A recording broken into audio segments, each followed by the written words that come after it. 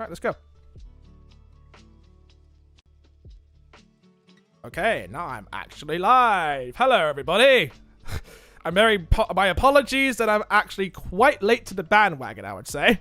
I was quite busy today doing work over in Poole, which is like a 4-hour drive from my place, and I literally just came back just now, sorted out a couple of other minor things, and now I am ready to tackle 2 showcases today, which is the Black Voices in Gaming, which has a questionable racist comment section, which thankfully the showcase turned this comment section off, because I guess even they don't want to be put up with racist shit on that platform. So I wouldn't blame them, honestly, because every single Black Voice in the Gaming Showcase or anything that is gay and that has women in it, here comes the anti-woke crowd, here to ruin the fun.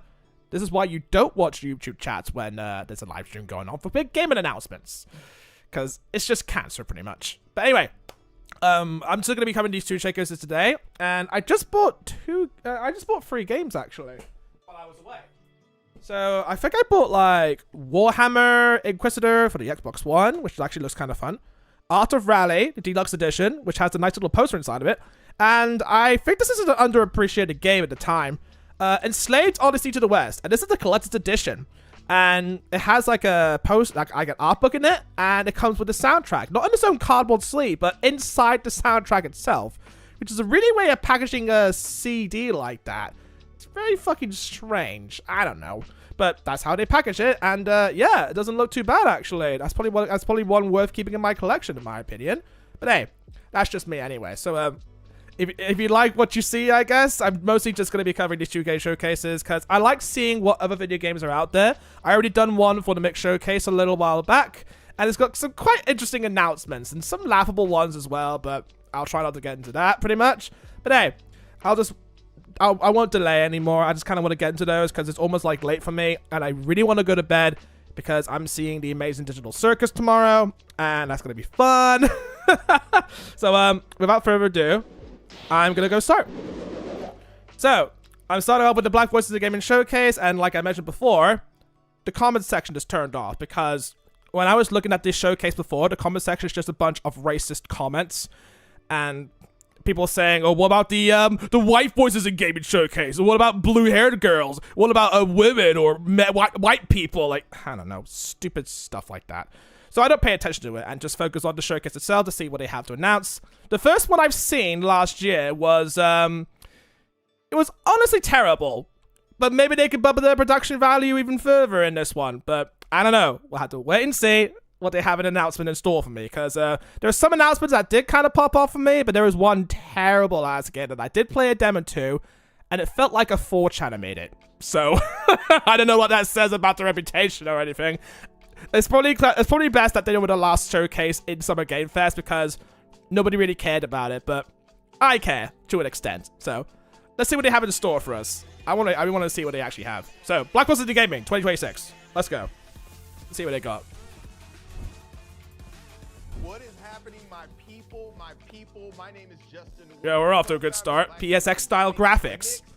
We haven't seen much of that already. It's pretty ecstatic there. Summer, and we're kicking the door, waving the fofo with our. I would disagree. I had rain when I was here. Speak for yourself, man. Our mission is simple.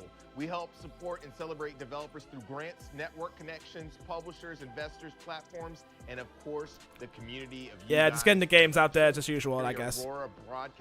Get the sponsors out of the way. Yeah. And GameSpot. No mention of Kotaku. It was actually really hilarious. I'm going to pass the mic to Lori and Curtis Baxter to get into the first game. All right, what's the first game? Thanks, Justin. My name is Curtis, and I am. Yeah, you gotta love that green screen. This guy recorded it in the Zoom call. You can tell. Content creator by the name of.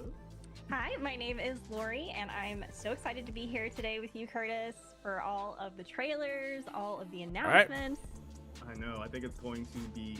I think last showcase they did was only like half an hour, which isn't really a lot for a showcase because they didn't do much. Right. I think the only thing they did in that freaking showcase is that they usually just did like some sort of rap in the middle of it. It's like some sort of musical break, and I'm like, I don't know.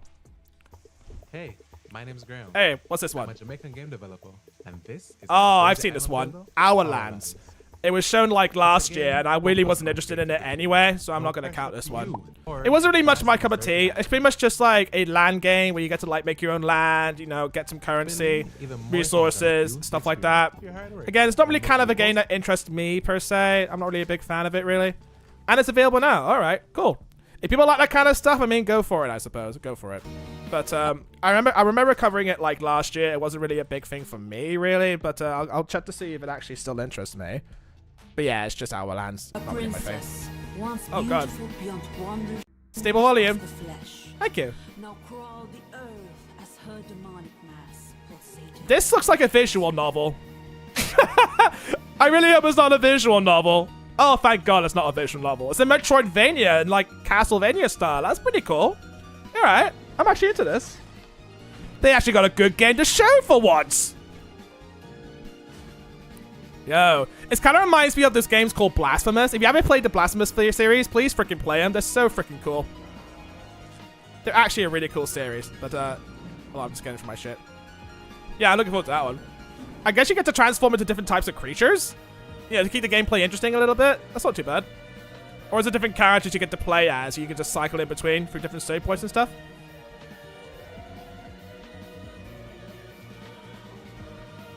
Vlad Dracula the Impaler. Yo, this pixel art is actually fire. Very gothic and so red. Very freaking red, you know? Ah, placenta? Like placenta? Ha, I get the joke. So, yeah, that kind of looks kind of cool. Comes out in 2027 on the Switch. Yo, Switch even be lucky, but Switch 2, not so fucking lucky. I'm pretty sure it'll be backwards compatible to it anyway. All right, a game about balls. I haven't seen much of those yet. Oh, don't tell me it's a roguelite. This must be a roguelite. Hold on, let me see. It's gonna be a roguelite. Hold on. Yep. Yep. As you can see, a spiritual Mancala roguelike. Oh, that is absolutely ballin'. No pun intended. But this is actually kind of cool. You get to use like different types of balls. I think it's sort of like based off of some kind of Japanese game or something where you get to use balls to put in pots. I can't remember what it's called. Pachinko? Nah, that's a different thing, isn't it? I played Cinecross before, and it was like a roguelike Picross game. So that's kind of a weird combination, but I tried it anyway, and I even 100%ed it. It's easy to break, by the way.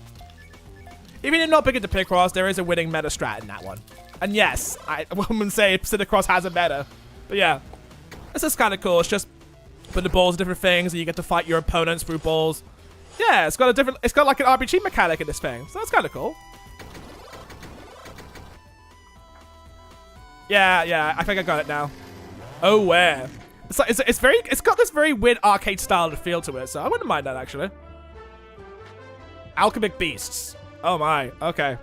Like RPG Maker kind of thing. Yeah. Alchemic Beasts. It's like an RPG. A monster taming one, so it's kind of in the vein of like a better Pokemon style game, you know? I don't know about monster taming collectible kind of games. It doesn't, I don't know. It's just like the whole mechanic of it just doesn't really interest me. Just collecting a bunch of monsters and taming them and you can name them and stuff. I don't know. It was fun when I was a kid, but I don't think it's much now. I guess I'm just a very simple human being, really. Oh, and you get to make your own pen or zoo to keep your monsters in. Oh. It's like building. Like a management building sim or something like that. Okay, so it's cross between like an RPG and the building sim kind of game. Okay. But it's got a JRPG kind of thing in it, and I'm like, well, it does say JRPG, but I don't know about that. Just call it a building sim RPG. Oh, they got a Kickstarter? Alright, I guess they're trying to get some funding out of the ground. Alright. Doesn't look too bad, but I don't know if it'll interest me. It feels a bit off, in my opinion. Anyway, I'll keep going. We are game developers from Salvador, Bahia, Northeast Brazil, and I'm the lead developer of Black Sailor. Yo, Brazil! Shout out! I'm here to tell you a bit about the game we're building and why. It was a game? The subtitles were in the way. I'm sorry, the AI subtitles are in the way. The Black Sailor. Right, Black Sailor. Very on the nose, guys. Very on the nose. Oh, sorry, Black Sailors. Right, Black Sailors.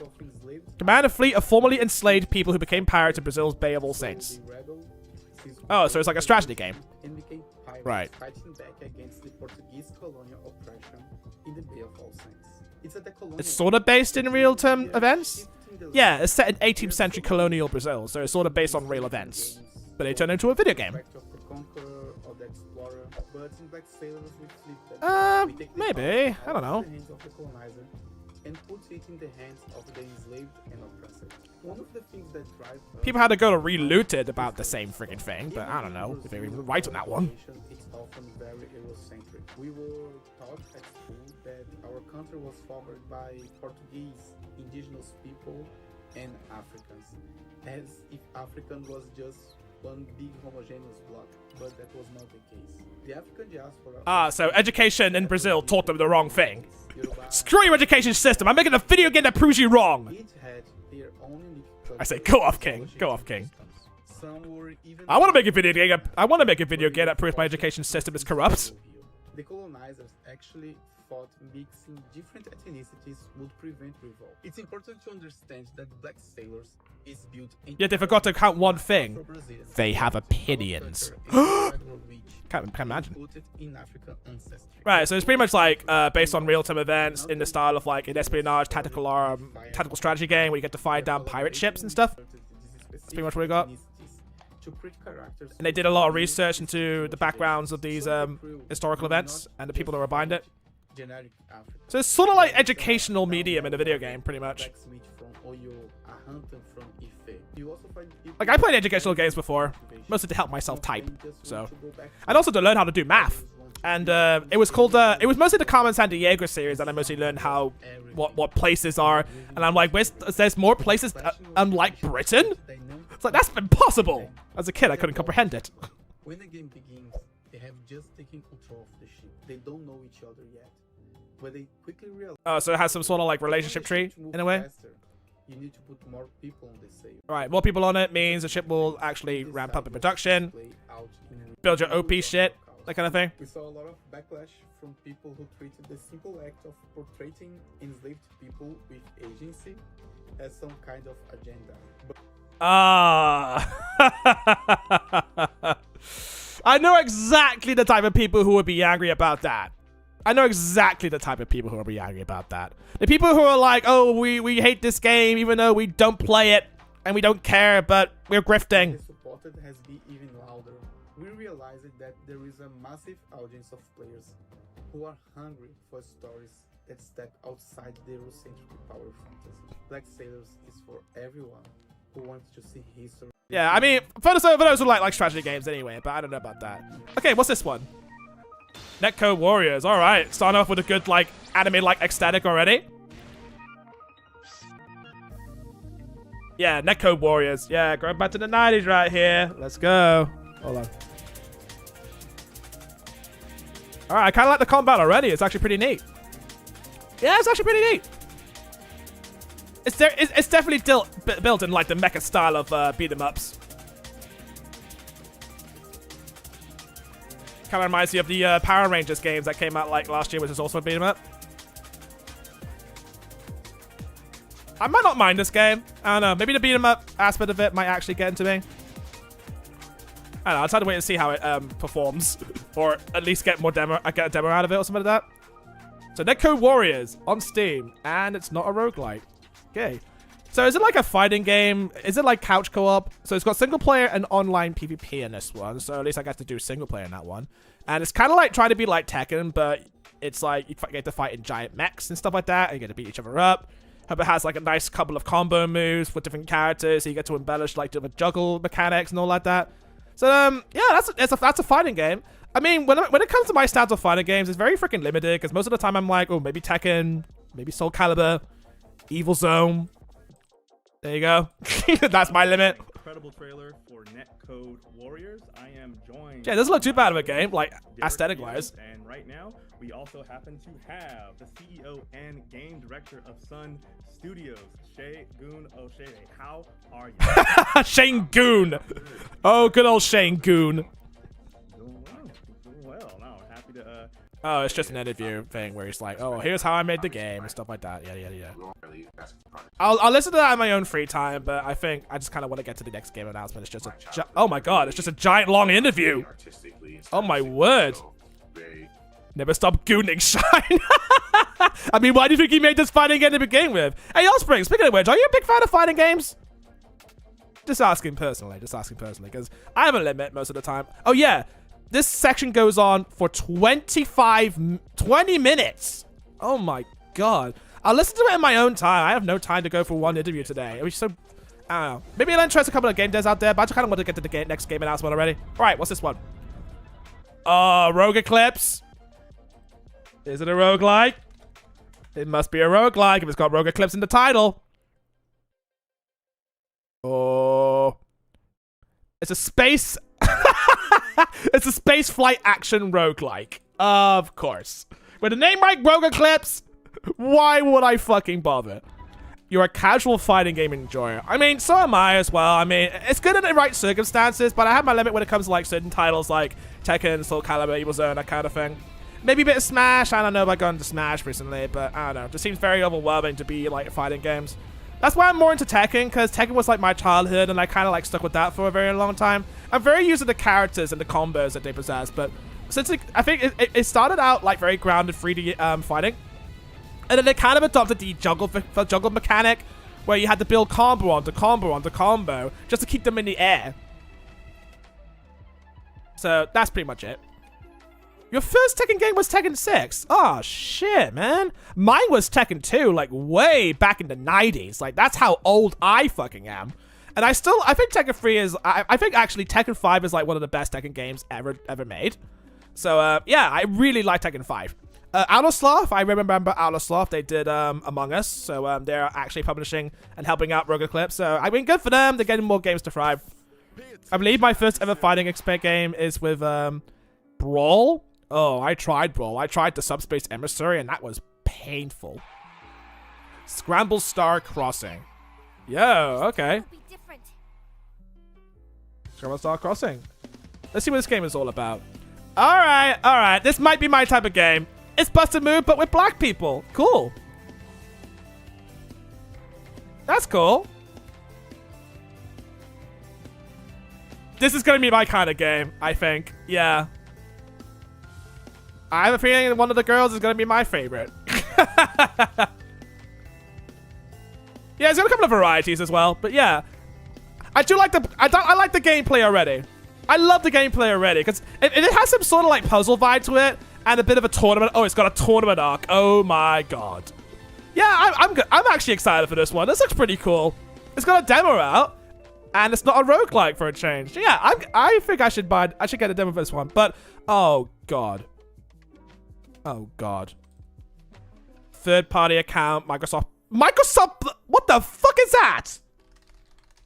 What the fuck is Microsoft PlayFab? Really? Do I need PlayFab to actually play this? Are you fucking kidding me? Well, at least I'm playing the demo, so hopefully I won't have to worry about freaking DRM. That's nonsense. If any game is on Steam and you still require a third-party account to play your game, that's just stupid. That's fucking stupid. Because that looks a very interesting game to play. Why would you need a separate fucking account just to play a fucking game on Steam? I already have an account on Steam. Come on, guys. It's just gonna get cracked. I'm fucking telling you. Yeah, it was a thing, and it still is a fucking thing. That defeats the purpose of having a game on Steam. Yeah, I'm like, what's the fucking point? What's the point? It's like, in order to play Tony Hawk, you need an Activision account. In order to play, freaking Outer Worlds 2, you need, like, some sort of Bethesda account. Like, fuck off with that shit. Because this looks really fucking cool. I want to play without restrictions and DRM nonsense. That's my complaint, guys. Game is cool. DRM sucks. Anyway, that's my take. Anyway. What the fuck is... Oh my god. Truck could have supported me from another world. Oh my god. This guy has gone down a huge anime isekai rabbit hole. Oh my god. Yep. He's gone down a rabbit hole. I swear to god, if this is a fucking roguelike, I'm gonna fucking quit right now. Is this a roguelike? Oh, thank god it's not a roguelike. Oh my god. If this was a roguelike, then I don't know what to fucking say. Anyway, let's keep going. Sorry. It's got David Mason doing the soundtrack. Okay, apart from its ridiculously long name, this looks like a lot of fun. Damn, I was hoping it was to see your reaction. You'd be like, ha, I called it. Your suffering equals my enjoyment. But this looks really fun. It kind of reminds me of aspects of Burnout, where you get to like smash through things and cause total Grand Theft Auto. What the fuck? Hold on. What? Hold on, what? You fucking, what is this trying to be a fucking TikTok attention span video? What the fuck? So not only do you get to drive a truck, you get to play a mini RPG on the side, and get to play a bit of Crazy Taxi. What the fuck? Okay, this game is fucking ridiculous. I love it. Yeah, this game is fucking ridiculous. So apparently it has like a mini RPG section right in the middle of it. It's like you're playing a TikTok game. What the fuck? I need to do more research of this because, oh my god, this looks actually fun already. Yes. Yeah, you know what? Yes. This actually looks really fucking awesome, dude. I don't care what anybody says. We're educating people about this. Ah, we don't get to, I mean, funny enough, when you run people over in this game, you don't see blood. So, -1 point for that one. Anyway. Saturday and Battle manga. Okay. So the name kind of reminds me of Saturday Morning Cartoon, which is a actual RPG you can find on Steam right now. It's very underappreciated right now, and I think you should all download it. It has 5 episodes out right now, but yeah, let's see what this one has. These are the kind of people who are definitely grown up with anime and watched and read a lot of manga. So yeah.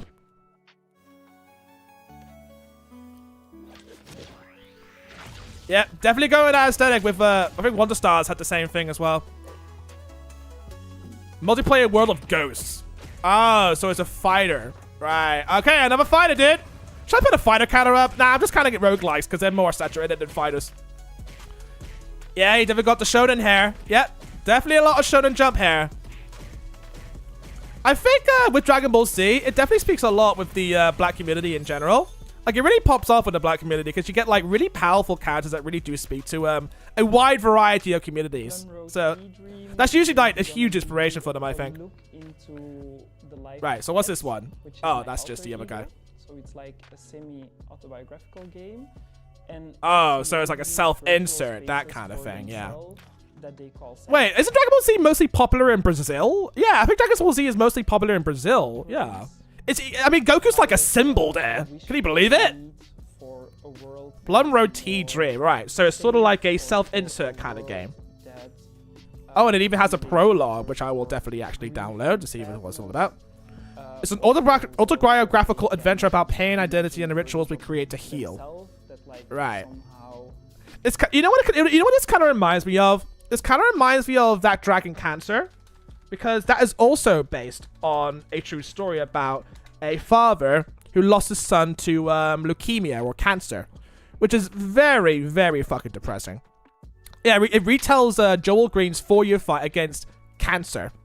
No, it's not his son. I mean, his son had cancer, so he made a video game sort of honoring that. It was an independent project, and it was very fucking emotional, dude. Yeah. I mean, if you really want to be depressed for like a day straight, play this game. It will really depress the fuck out of you, dude. So, anyway, enough injection. Let's just go on with this game. My name is Samuel Baido. I'm 33. So this game bases off his life. That's all I got. Belgium. DBZ has the biggest influence in the black community. Yeah, I kind of thought so too, because it has really powerful characters and encourages like a lot of body positivity, working out, eating great and shit, that kind of thing. I think DBZ kind of inspires the greatness out of people, I think. That's the reason why DBZ really popped up with so many people. It just spoke to a larger communities in general, I think. I don't know if it spoke to me as a kid. I just like seeing big anime dudes fight each other in powerful costumes. I like anime fights, and as a kid, I like that. And they fight each other for over 50 episodes. And then came the Boo Saga, and shit got wild from there. It was the only anime you wouldn't be bullied from watching back in the day. Well, yeah, pretty much. And I don't know about Sailor Moon. You probably get bullied for liking Sailor Moon, but it was a lot different back in the day. Because back in the day, you would get bullied for liking certain types of anime. But nowadays, that anime is mainstream. You get bullied for not even watching certain anime. So, game changer, I guess. And now it's just a whole different ball game altogether now. I hope to turn this into a game one. It's 50-50. Yeah, I suppose. That's why I don't really get into anime anymore, because there's too much like anime slop out there. And it's hard to pay attention to like the really good ones or ones that are really worth watching because the anime comes out like every single freaking week now. So which I feel like it's just gone oversaturated now. I feel. Yeah, so this is like LSD Dream Simulator, but it's based on this guy's life. Speaking of LSD. Yeah, so they got a demo. I might as well play the demo to see how that actually starts out. It's like a whole prologue, and I hope it's not like over 2 hours long or something like that. Let's skip for that one. This guy thought, hey, I'll make LSD Dream Simulator, why not? Yeah, available July 2026. Right, so it's just an autobiographical game. Got it. I am joined by my lovely co-host, Lori. Hello. And also here we have combat designer and also my former colleague, Like, I only watched Dragon Ball Z up to the point where Boo got defeated, and that was kind of it. I never got really into, like, Super after that. I guess like, I was like, kind of a kid, and then Pokemon invaded my fucking life. So, there you go. I shifted to that anime instead. I wasn't bullied for liking Pokemon, because everyone was into fucking Pokemon back in the day. Everyone. Even kids in my school. Everyone was into it. That's just a shame to say it. Oh, God. This one is also a long fucking interview section. Oh, Jesus. I mean... Most showcases just like to show off games, right? This one's like, hey, let's bring these guys to talk about shit. I'll just skip all that. Alright, next game.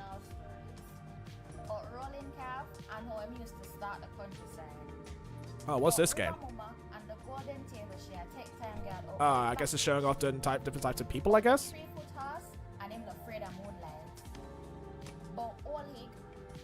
It's not a visual novel, is it? Oh, it's just showing off different characters. Yeah, yeah. Which one's your favorite? Right, so this one's called Puppy Detective Tashiya. Right, so Puppy Detective Tashiya. Oh, I'm sorry, I forgot to turn the background music off.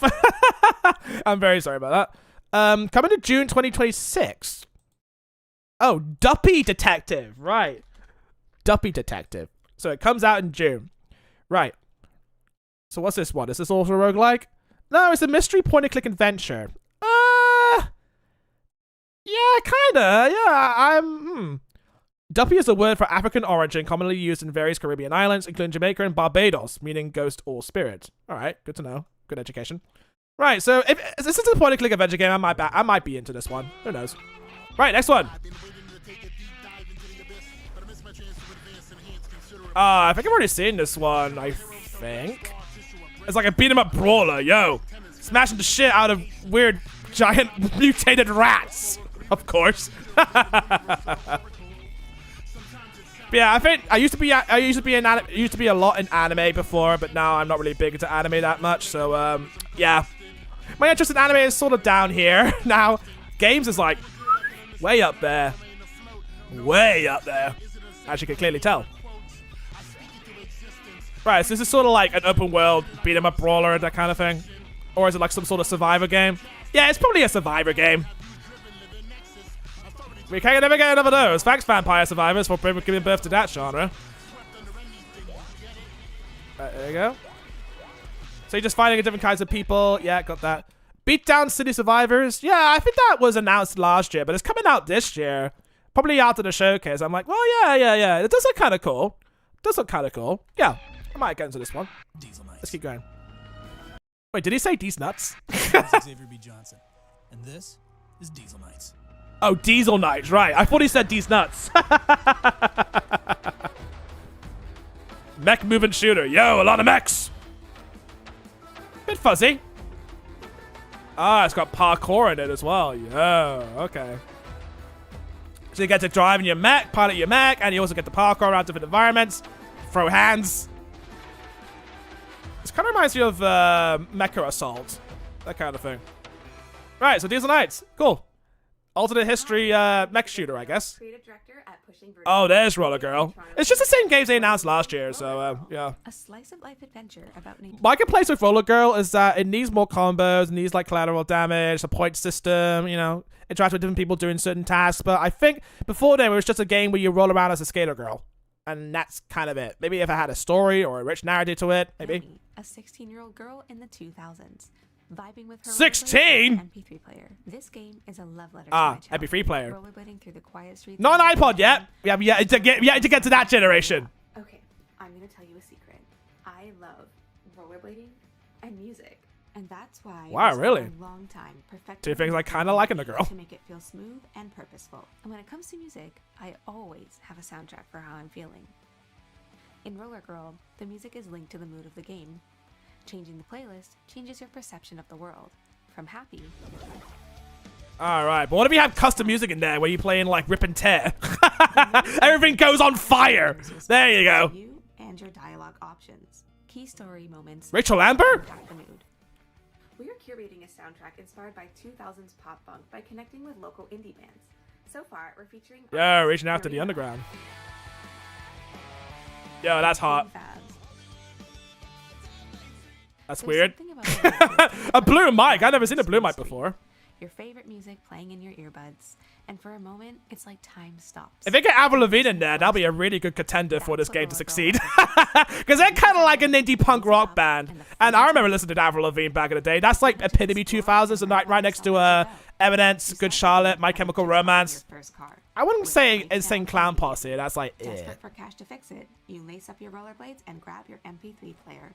Right, so you're rolling around to make money. Into a romance and uncover a juicy town mystery. Oh, do you say romance? It must be a lesbian romance, right? It must be a lesbian romance. I wouldn't mind it. It is in the 2000s. I kind of think it's frowned upon, but hey, proven wrong. I don't know about you, but I used to spend a lot of time in my head. Back in the day, I would rollerblade around my hometown, inventing backstories for my neighbors. There's a Yo, charm to small she's LARPing. things, and I can't She wait totally to LARPing, poke dude. around and find the little stories I've hidden behind fences and around corners. Thanks for taking this tour with me, and thank you to the Black Wizard I even exposed a corporation one time. to see you find your vibe in Roller Girl. But I found a missing gold mine. Right, so Roller Girl. It's a slice of life adventure. And we like that kind of stuff. And it's something really functions and has voice acting in it. Unless I had to make the voice acting myself. I wouldn't mind it. Right, music changes the world. We kind of got that. Does also change the mood. It's like, I'm not feeling like it today.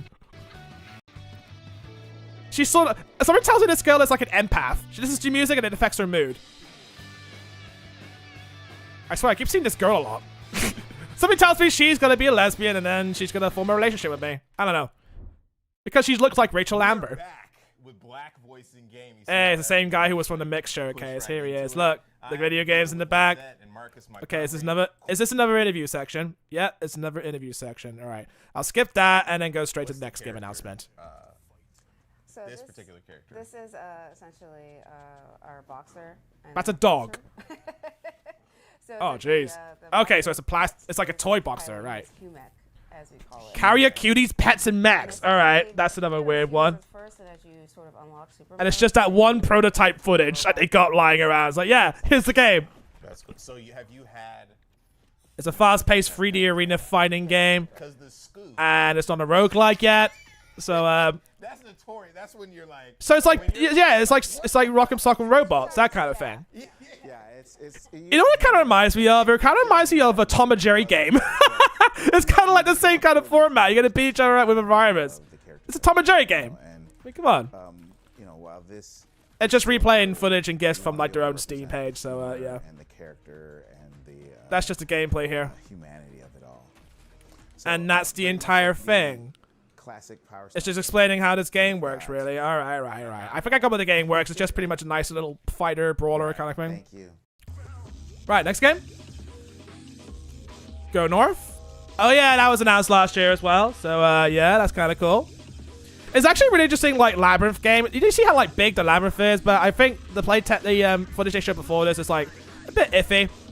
Then we got Tossed Down. That was announced last year as well. That looks kind of cool. Scrub and Trouble. That looked kind of cool, but I'm not really into that. Jay and Silent Bob. Quite like Blunt Punch. I was not sure if they actually announced that before. Has that actually been out yet? Hold on, let me see. Silent Bob. Yeah, it's Chronic. No, it's a different Jay and Bob. Jay and Silent Bob. Because there's like 3 of them, I think. Yeah, so there's Jay and Silent Bob Mall Brawl. Then there's Chronic Blunt Punch, which just released in April 2026. So they're just like saying, hey, this game exists. Please check us out, please. And it's kind of getting mixed reviews right now. Probably from the anti-woke crowd. And then there's this game called The Rabbit Hole, which I'm like, nah, I'm not really interested in that one. Just a bunch of games that they showcase off, just giving presentation to it. Wait, what was this one? Oh, it's just different games they're showing off, right? Got you. Yeah, it's just different games that I've already seen before. Just not sure what else they got to show off for us. Maybe like a one more thing. Jay and Silent Bob. I mean, I'm a longtime Jay and Silent Bob fan, so just. It's only 2 games, actually. It's like, yo, long time Jay and Bob fan. Valid.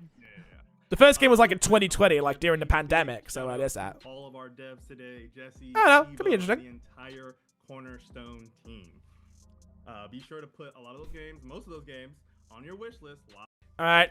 Loved those interviews. I think most of the time it's just Justin Woodward just doing like the other showcases and stuff, if it's not the big ones.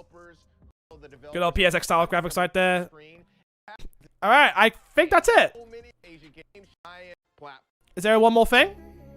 Nope, there is no one more thing, apparently. So, yeah, that's the Black Voices in Gaming Showcase. There were a couple of games that interested me, especially the Truck Code one. Truck Code looks fucking insane, dude. Like, I really want to go around and do a mini RPG mini game while running over people and doing crazy taxi shit. That looks kind of fun. I really want to get that game when it comes out. I don't know. Maybe my interest will kind of like differentiate with it. Maybe I might actually buy it on day one because it looks really fucking cool. Very arcade-esque as fuck, dude. That's probably one of the games that actually interests me the most out of like all of the other fucking games. Most of the time it's just, there was one that is a puzzle game, but it's got DRM on it, which fucking sucks, really.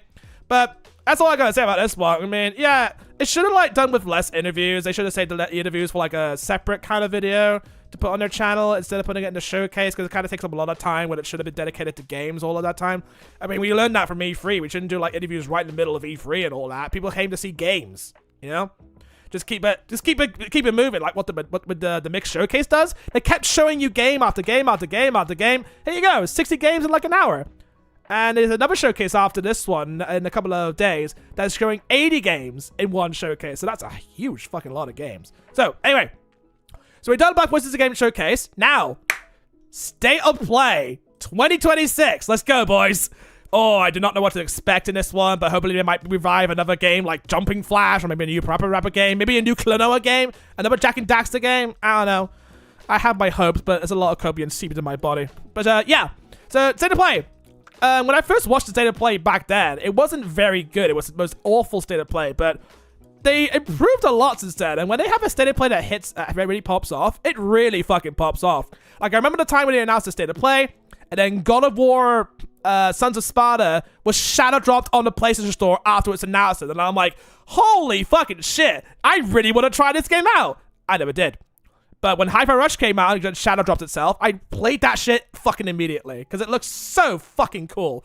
And when it comes to like shadow drops for the video games, that's what really sends the freaking popularity of the game to the stratosphere. And it's like that's probably one of the best ways to like announce a game like that instead of just having to them lean on it for like a year or so. So I really wish if it had like shadow drop certain types of games, then it's like, yo, people are gonna like play that and then talk about it the next day. So yeah, keep the journalists guessing. Anyway, enough fucking around. State of Play. Let's see what they got to announce. Give us some more PlayStation 5 games. You know, keep the freaking console in check, and not the PS5 Pro. Fuck the PS5 Pro. All right, Wolverine. Hold on. Yeah, we got a new Wolverine game. That's kind of expecting, yeah, because it was leaked before. But it looks kind of fucking cool.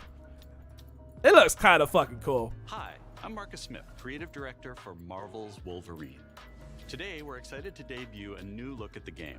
To set the stage, Wolverine is in a race against time to rescue a group of kidnapped mutants before they're shipped off to parts unknown by cybernetically enhanced mercenaries known as the Reavers. However, Logan quickly discovers he isn't the only mutant attempting to save them. Let's take a look. Oh, so he's got the X-Men on his wing because he was like originally a mutant. Thanks, Dr. Savior. Right, so a bit of gameplay here. Oh, catch on the PS5 Pro. Let's see if we can find the one that got away. Redhead. Might be our only lead.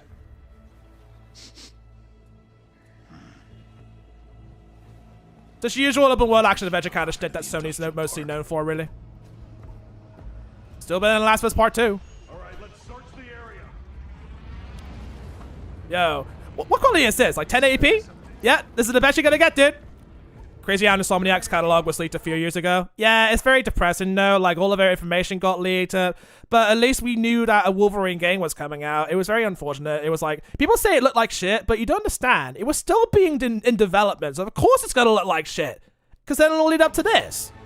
It looks fucking cool.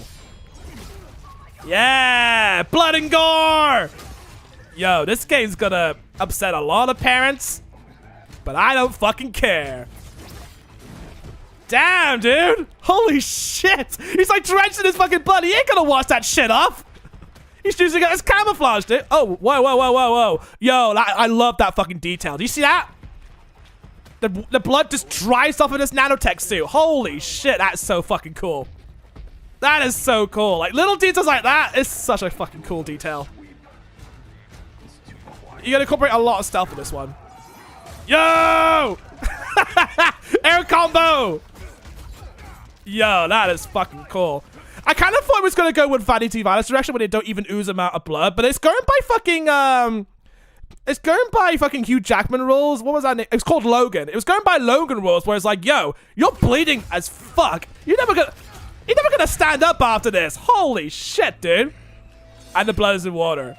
Fucking hell, dude. Look, the blood just dries off by itself. It doesn't stay on. It just dries off like its suit is like sucking away the blood.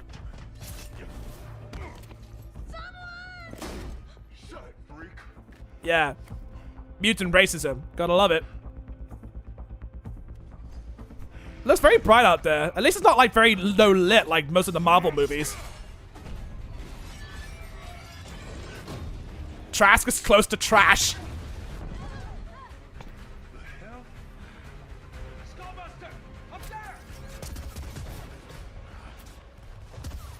Yo, you can avoid shots like that. If you step in water... Oh, what do you mean you step in water, it cleans the suit up? I thought he's like in feet deep water. I thought his suit actually dredges up the water, but I guess it cleans it up. If I actually had tried to play the game myself, what if he like touches dry land and his blood just kind of dries off naturally anyway? Yo! Oh, shit. Xavier's in town. Oh, no. God, I can't remember her fucking name, but I think she's not Storm. I can't remember her name. All I know is Wolverine, but I can't remember her name. Can you help me out, Offspring? All I know is Storm and Magneto. There you are, Red. Oh, it's Red.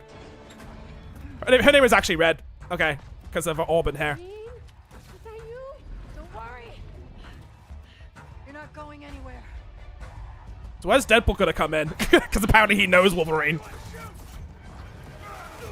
Alright, battle time!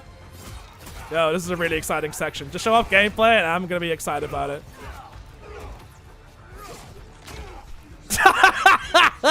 Damn, dude! That head slam, though! I forgot her name, but I know who she is. I wouldn't know. I'm just enjoying this visceral action here. This looks so fucking cool. I'm gonna love this game when it comes out. I'm actually gonna love this fucking game.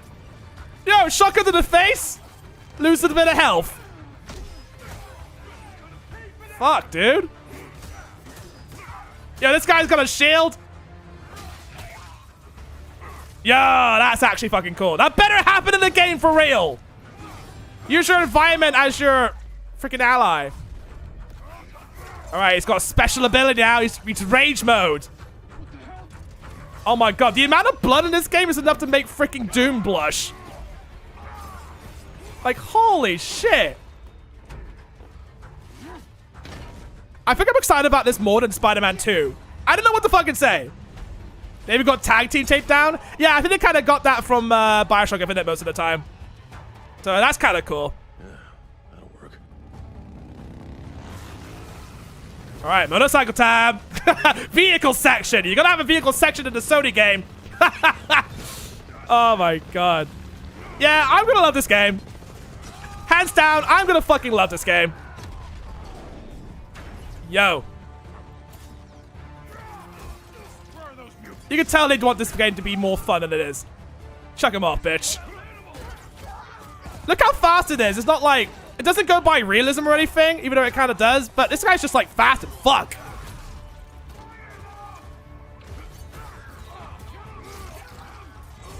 I'm enjoying the action. I don't know what to say. Yeah, just punch these guys off. I don't see him getting run over. Oh, that was close. It's going to be 70 pounds. And I'm probably going to wait for a sale. Oh, shit. Mini boss. Let's go. I don't see any yellow paint yet. I'm going to have a lot of fun with the combat alone. Me fucking too, dude. This looks so fucking cool. There better not be, like, side content that belittles the fuck out of this game and kind of makes it worse by comparison. Oh, he's got health regeneration. Right. I get it because he's Wolverine, so it kind of makes sense in that respect. This looks fucking cool. I'm never going to get tired of stabbing him in the face. I'm never going to get tired of that. See how fast that was? Damn. And I really like how here, like, it's just action-based, not just, like, filled with just cringy dialogue like Spider-Man 2 kind of did with freaking Miles Morales and Peter Parker. Like, none of that cringe dialogue. Let Wolverine do what fucking Wolverine does. Stab people in the face. Stab people, ask questions later. Like, so much action in this one. That's gonna keep this very engaging, really. Damn! How powerful is this dude? I swear, he actually keeps getting better and better. If this is like the pinnacle of what the game had to offer and the rest of the game is nothing like this, I'm gonna feel really fucking depressed.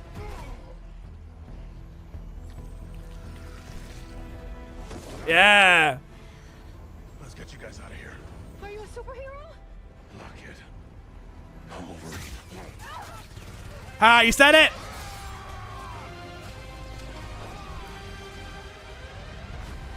Yo, that is fucking awesome, dude. That is fucking awesome. Oh, and there's 2 types of Wolverines now. He's got a cup of tish. Yeah, I'm gonna enjoy this. Hands down, I'm gonna fucking enjoy this when it comes out. It's gonna be the shit, man.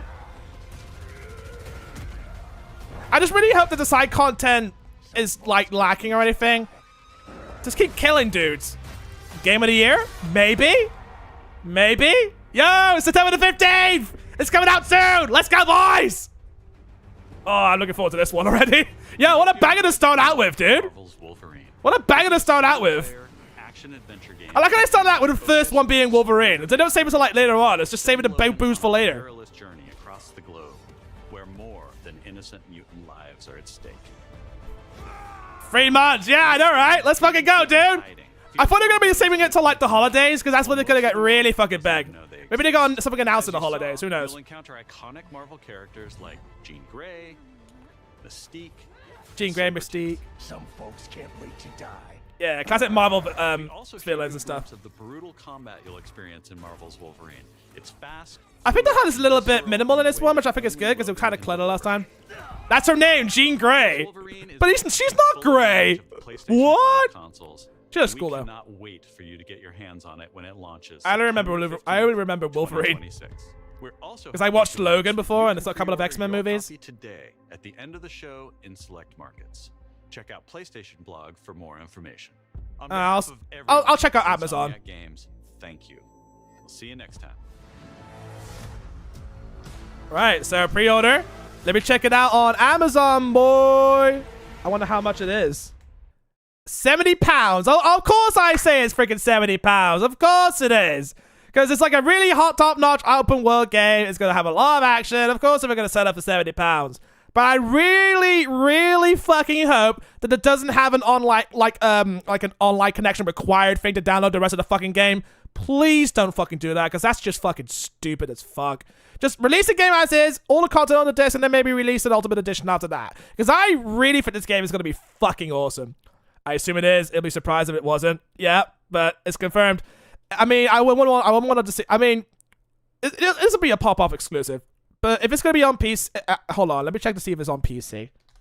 Just in case, because I think they stopped actually making games on PC now because there wasn't really much demand for it on Steam anymore. So I just had to make sure. But they're mostly going back to just making PlayStation exclusives again, which is good for the console. Good for the console. I wanted to start by thanking Marcus and the whole team at Insomniac for that extended look at Marvel's Wolverine. We've got a ton more to share with news and updates from both PlayStation studios and third-party studios from around the globe.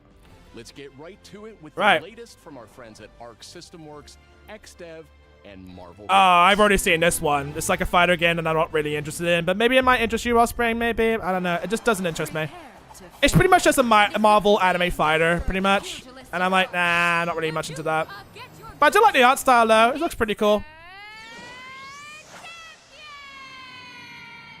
Actions are worth more. Yeah, it looks pretty cool, but not really my thing, honestly. And the greatest action is to fight. They had the whole freaking showcase on this one last year. Just delving into, like, what made it work. And this whole collaboration with Japan. Or is it Arc System Works, who did the Guilty Gear series?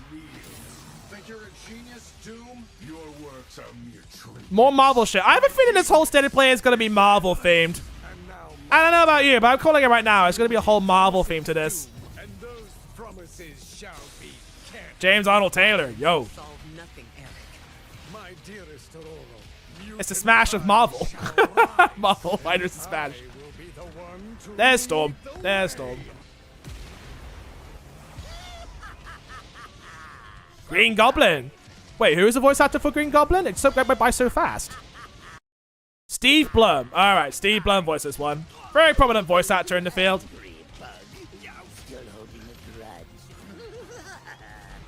This looks cool, but not really for me, honestly. All right, Carnage. I like how they showed off the English VAs in this one, so that way they can get a little bit more credit. So that's pretty cool. They're having a lot of fun at the booth and passing out and shit. I suppose they're just introducing new fighters to the roster. Just to keep the game fresh, I suppose. Yeah, it's just introducing new fighters, I think. And it's going to be available on August the 6th for those Street Fighter people. Yo, those cosmetics, though. They even acknowledged Howard the Duck. That very long, lost, forgotten property that they didn't want to freaking remember. Reminds me of Marvel vs. Capcom. I have a feeling this is just a successor to Marvel vs. Capcom, I think. Because look where Marvel vs. Capcom has gone. Oh, this one has a year 1 character and stage pass. They're taking the Capcom approach, of course. And that's what they're going to be like year 2 or some shit when they introduce even more characters. Maybe DLC that's not behind the disc that we had to freaking pay for anyway. So, I don't know. One of those things I don't really like fighting games for. Alright, what's this one? I see much from my perch atop the tree of tranquility. Yet This looks like a platformer, a 3D platformer. that are uncertain, even to me. No! No! No fuck. No, no, no. Okay, okay. I was actually freaking out if it was a new Rayman game. But fuck me, dude. Fuck me. Alright, it's a remake to fucking Legends. Because I recognize the dragons and the characters and the worlds they're going through. It's a fucking remake of Rayman Legends. Of course they would. Instead of making a new fucking Rayman game, they have to make freaking Rayman Legends. Unless it's actually a new game, then that won't be too bad. That won't be too fucking bad. Because I want more fucking Rayman games!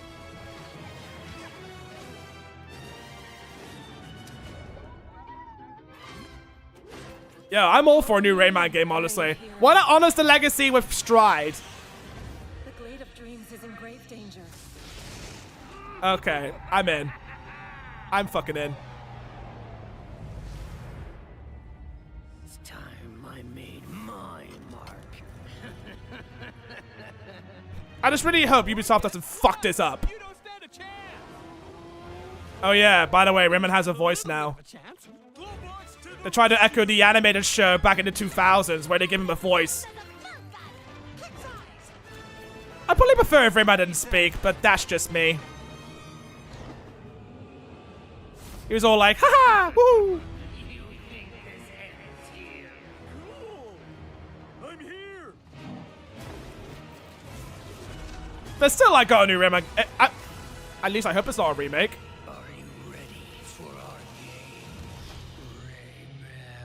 Oh, yeah. Fucking hell. So it's not a new Rayman game. It's like an old Rayman game disguised as a retelling of the old game, right? So technically it's kind of a new game, but sort of not. I know it's a new Rayman game, but I'm so fucking mixed on this. It's like instead of making a new game, it's gonna like remake another game that already looks fine and plays fine and is so fucking good. They're gonna fucking retell it. I don't know how I'm so conflicted on this.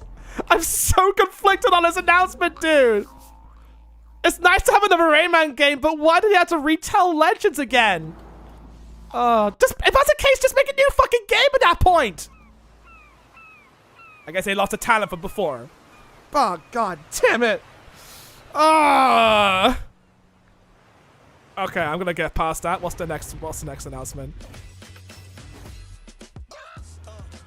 Alright, what's this one? Sounds like the similar case with the Star Fox series. Oh, you mean the fact that they keep retelling the same fucking story and disguise it as a new fucking game? Like, we get freaking Star Fox, and then we get Star Fox 64, which is pretty much Star Fox again. And then we got Star Fox Zero, which is pretty much Star Fox again. And then we got Star Fox for the Switch 2, which is pretty much the same as Star Fox, but we're retelling it again. It's the same fucking story. So it's like, oh my god. But as a Rayman fan, I'm very fucking conflicted. Like, should I support this because there's a new Rayman game and I want to see more Rayman games? Or don't support it because they're just retelling Rayman Legends again? Oh my god. Oh. I'm so conflicted, guys. I don't know what to say. Star Fox 64 was my introduction to that series. It was called Lilac Wars when I had the game. Yeah, different naming conventions because it was going to Britain and we had to change the name to that. So, yeah, it was kind of confusing. Like renaming Final Fantasy 6 to Final Fantasy 3. But that's way past cool. Right, so what's this one? You get to run a sushi shop? Yeah, it's pretty much like Cooking Simulator, that kind of thing. In Japan. Right next to Mount Fuji. I don't know. I'm very conflicted. I'm still conflicted about the Rayman announcement, though. Because I thought it was a new game, but no. They had to give Rayman a... I mean... I'll have to get over it, but jeez. I don't know how other people feel about that announcement, though. I really don't know. Are they for it or against it or same me? I don't know. God, I feel so fucking conflicted. Anyway, this game looks kind of fun. It's just running a sushi bar. Boncho the chef. Oh, it's in development, so it just announced it just to make sure it's in the public consciousness and all that. If I don't respond much, it's because I'm about to watch the last episode of The Amazing Digital Circus. Well, you can't watch the last episode of The Amazing Digital Circus because it's in theaters. The last episode you have to watch is episode 8. And I think that's a really good fucking episode. I'm not going to say anything. Just watch it. Right, what's this one? Another one set in Japan, but it's cyberpunk. Oh, that's what I meant. No, I would say that's a penultimate episode, so got that. Is this like cyberpunk?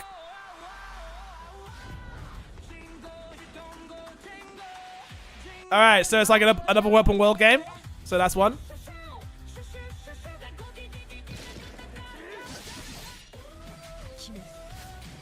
Alright, different kinds of abilities, yo. Oh, am I a yokai hunter? Alright, I get to hunt yokais in cyberpunk Japan. That's sort of what it feels like. It's kind of like Ghostwire Tokyo where you get to also hunt for yokai, but this one's kind of like more stylized, very frenetic in action and combat. That's kind of cool. Yeah. It's really hard to go into these freaking games when Rayman Legends kind of left a bit of, in my mouth.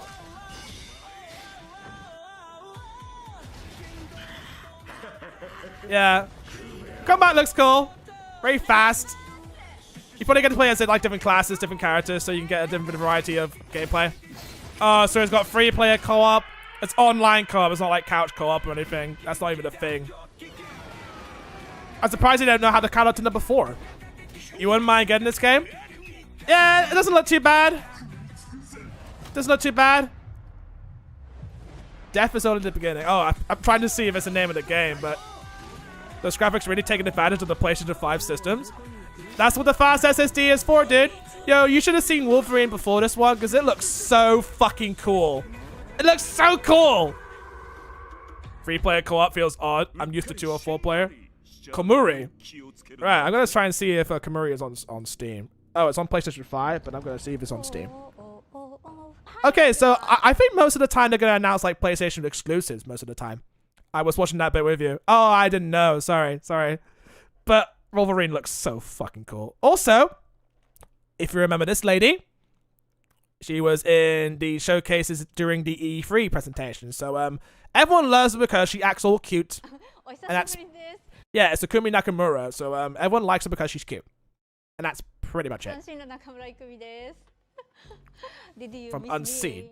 I missed you! Girl, don't make it parasocial! 知らないし忘れてる人もいるかもしれないんですけど It looks so fucking good, dude. I'm so excited for that game. And yeah, that's how popular she was. Like, she had such a reputation just for being very, like, very outgoing. And look at all the art. Look at all the freaking fan art she's got. That's why people that's why people like her. She's like the embodiment of everything they fancy.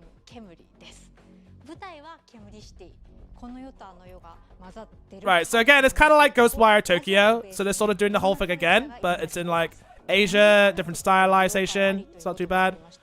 I think Ghostwire Tokyo, I heard it's not too bad, but I don't know.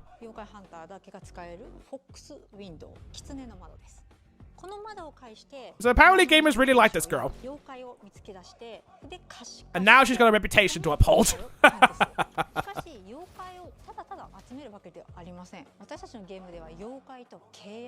Oh, so like a persona. Right. Thou art I, and I am I art thou. So, persona. Baby, baby, baby, baby, baby, baby, baby. That's all I could get in my head. So you get challenged to stronger yokai, you can collect. It's like Pokemon, but with yokai, pretty much. So you get katana, you get bow, and a shaman, who's supposed to be a fighter, spiritual magic, that kind of thing. Right, so this is called Komori, because it's set in Komori City, you can play different free classes and stuff. And it's got online multiplayer. That's probably not going to last very long. Right. That's not too bad. That's not too bad. Now, Tomb Raider Legacy. Oh, I've seen this announced last time. It doesn't look too bad. I think it was trying to be like an... I think this is like a remake of the first Tomb Raider game, or was that a separate game entirely? Because I know they had like a lot of Tomb Raider games to show they had their own director and everything. They announced Tomb Raider Legacy of Atlantis, and then they announced like a remake of the first game or something, and there was a new game that came after that. So I'm trying to remember if Legacy of Atlantis is actually a new game or a remake of the first one. I'm trying to remember, actually. But this actually looks kind of cool. This actually looks kind of cool. Well, you found me. Okay, so it's a new game. It's a new game. Ms. Croft. Yeah, it's pretty much a new Lara Croft game. When it comes to retrieval, because there is a remake for the first Tomb Raider game, but this is not it. It looks kind of cool. I kind of want more Tomb Raider games that is not the fucking reboot. As you get to wear her iconic suit. So, yeah. No polygon boobs this time. buried in centuries of silence. And I like how Crystal Dynamics is doing it as well instead of Eidos Montreal. Yeah. I wouldn't mind a new Tomb Raider game. As long as it like goes back to the old formula, it's fine. Or at least I think it's a retelling of the original game. I'm not really sure. Because I think they explained it in the other direct way before this one, so. Oh, I thought it would have said, like, re-experience the adventure that defined the game. Oh, yeah, that defined the legend, right. So it is a remake. Okay, okay. Just had to make sure, because I thought it was actually a new game, but, it's just a retelling of the first game. Because it has dinosaurs in this one. I remember the first one having dinosaurs, so there's that. Boom. Yeah, I wouldn't mind getting this game, actually. I say experience the old game first, and see where they changed a lot of things. Because a remake would never replace the original. That's what I say. So, what was your favorite from today? I liked the Alisaur. Oh, is this Jurassic Park? What did you like about it? He's big and loud. Please don't tell me it's a Jurassic Park game. Because it looks like Jurassic Park. It's got dinosaurs. I think my favorite is the Diplodocus. Yeah, it's probably a Jurassic World game, I think. And it's first person as well. Are they remaking like a Jurassic Park game that is entirely first person? That shitty one on the PC? Daisuke. Oh wow, okay. Okay, okay. Unless this is Dino Crisis, first person.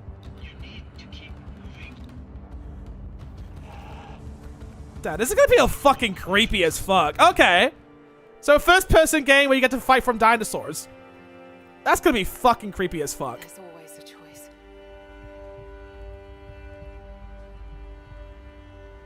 Ah, okay, so it's not a Jurassic Park game.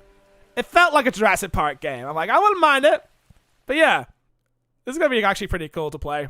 Just avoiding dinosaurs and stuff. Alright, S game. Baby model. And he grows up to be a fighter. Okay, that's one way to take care of a baby.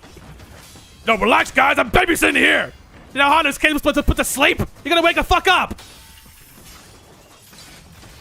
Yeah, this guy's trying to like fight against people who are trying to kill this baby. Yo.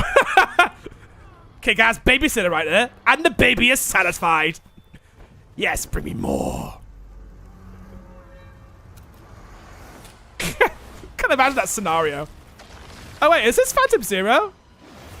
I bet that game was announced like a long time ago, but I really want to see more of it. Yeah, I would totally trust him as my babysitter. Yes, Phantom Blade Zero. Yeah. That game looked kind of cool when it got first announced. I was actually really looking forward to this one. It looked so fucking cool. Ah, I got my own deep dive later on, so I will go for gameplay. S-Game first showed us Phantom Blade Zero in passing at a hotel. Okay. And we knew I've been following this game for quite a while. This game had incredible potential. Look forward to more details in a gameplay and story deep dive. So they got their own direct to showcase this game. Okay, got you.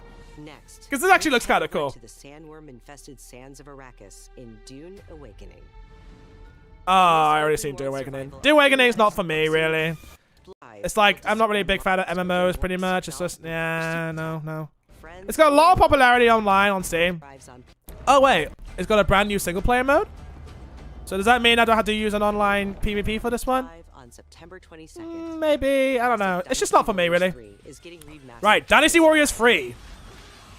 Yo. Dynasty Warriors I think I remember playing Dynasty Warriors 3, but only the demo part of it, though. It's cool that it's getting a remaster, though. It's got all, like, the DLC inside of it. That's kind of cool. Over 40 officers and experience intense 1 versus 1,000. I think it's like the first game in its series to ever experience with hack and slash 3D like this one. And it kind of just went with that ever since. The protagonist from Dynasty Warriors Origins. Alright, so it's just a remaster of an old game, but they add new Dynasty Warriors characters inside of it. So that's why they're calling it a complete edition. Right, I gotcha. So yeah, that's not too bad, actually. Dynasty Warriors 3 Complete Edition Remastered launches later this year. Pre-orders start today. Yeah, alright. That's not too bad of a game. Yo, are we getting some RPG goodness now? Award-winning studio behind the Ori series comes a bold new. Oh, alright. Okay, I'm interested now. No Rest for the Wicked is a brutal Souls-like built around skill. Oh, it's a Souls-like. Oh, joy. The difficulty spike in this game is extreme. Explore alone, or so they decided to go from Metroidvanias to fucking Souls-likes. It's like ending went from like freaking doing like a story narrative-driven game into like some sort of 3D platform or that kind of thing. in your own persistent realm. So, a world that evolves even when a Souls-like with 4-player co-op. Good to know. It's kind of remind me of what was those games? Like Trine or something, like the Trine series. Deep class and progression system, and hundreds of. I could get into this game because it's done by the Ori guys. I could. Crossplay and cross-save. My opinion might change on that one. It looks kind of cool. This October, and is available to wishlist now. All right, it's probably going to be on Steam as well. Check in with Capcom for an update on Onimusha: Way of the Sword. Yeah, Onimusha, let's go. Doesn't matter. A beast isn't far from. Oh, okay, so No Rest for the Wicked is already on Steam, so it's just making its way to the PlayStation 5, and it's just about to come out of early access, I think. So yeah, they're just announcing at one point a public launch on Steam, and it's just gonna make its way to the PlayStation. So yeah, they're just expanding their own accessibility. But yeah, I want to see more Onimusha stuff. Capcom just released Pragmata, and I want to see what else they got up their sleeve. They must have released like 2 banger games this year. This is gonna be the 3rd one they're gonna release as a banger. We're even fucking good. That castle on the mountain. Yo, that dodge mechanic, dude. This is gonna be fun. I don't know what to say. Yo, that's a parry. Look at the slice and dicing mechanic. It looks so fucking cool. It's like Metal Gear Rising up in this bitch.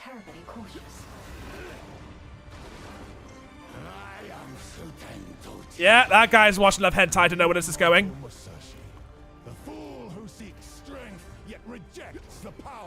Yo, that's a giant fucking Oni. Jesus. I play Neo to know what this whole shit is about. Yeah, so challenging boss battles, probably not a Souls-like. If you live by the sword, You die. Oh, I might say you die by the sword, but that'd be a cliche though. Will you swap the sword for a trowel? Like hell I will. No? What then? Are you going to start taking human souls? If human souls are what it takes. Yo, that's deep, dude. If that's the path he walks, I will follow. Yeah, Capcom's eating fucking good lately. I've chosen to trust Musashi's judgment in all matters. Ori departed. Give me every ounce of power that you have. Yeah. Never said I'm gonna enjoy this game. Yo, it's got a release date. Yo, that's like close to fucking Wolverine. God damn it. There's some competition here now. Oh my god. This freaking September is gonna be jam-packed full of high-profile games. It's so fucking cool. Yo. You won't have to wait long to try it yourself. Here's one more update from the Onimusha team. Oh, so I thought it was gonna release a demo or something. Oh, fucking hell! Why did I say shit so soon? God damn it! Now I'm gonna play the fucking demo now! God damn it! Well, it's a good thing I got my PlayStation all set up, so I can actually download this fucking game. So, yeah. I'm gonna download this and then play the demo on stream. I wanna see what this game's all about, dude! Maybe it might actually get me to the Onimusha series, because I've never actually played any of the games. Like, not even any of the games, so that's what I'm talking about here. This looks cool. Handy could be Akari Charm. That's just pre-order shit, but I don't really give a shit about that. We probably gonna unlock it in the game anyway. All right, what's this one? Oh damn, some horror shit. Okay, I'm all for horror games. I want to get spooked.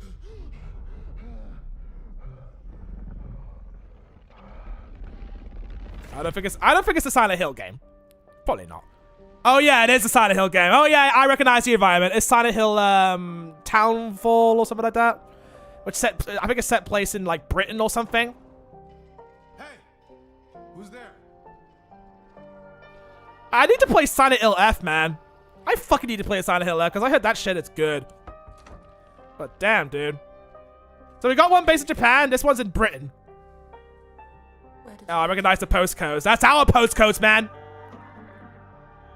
And I have everything set in like either the 90s or the 2000s.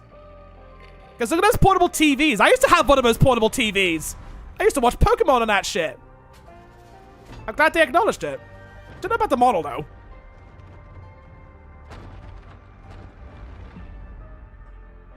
Zoe?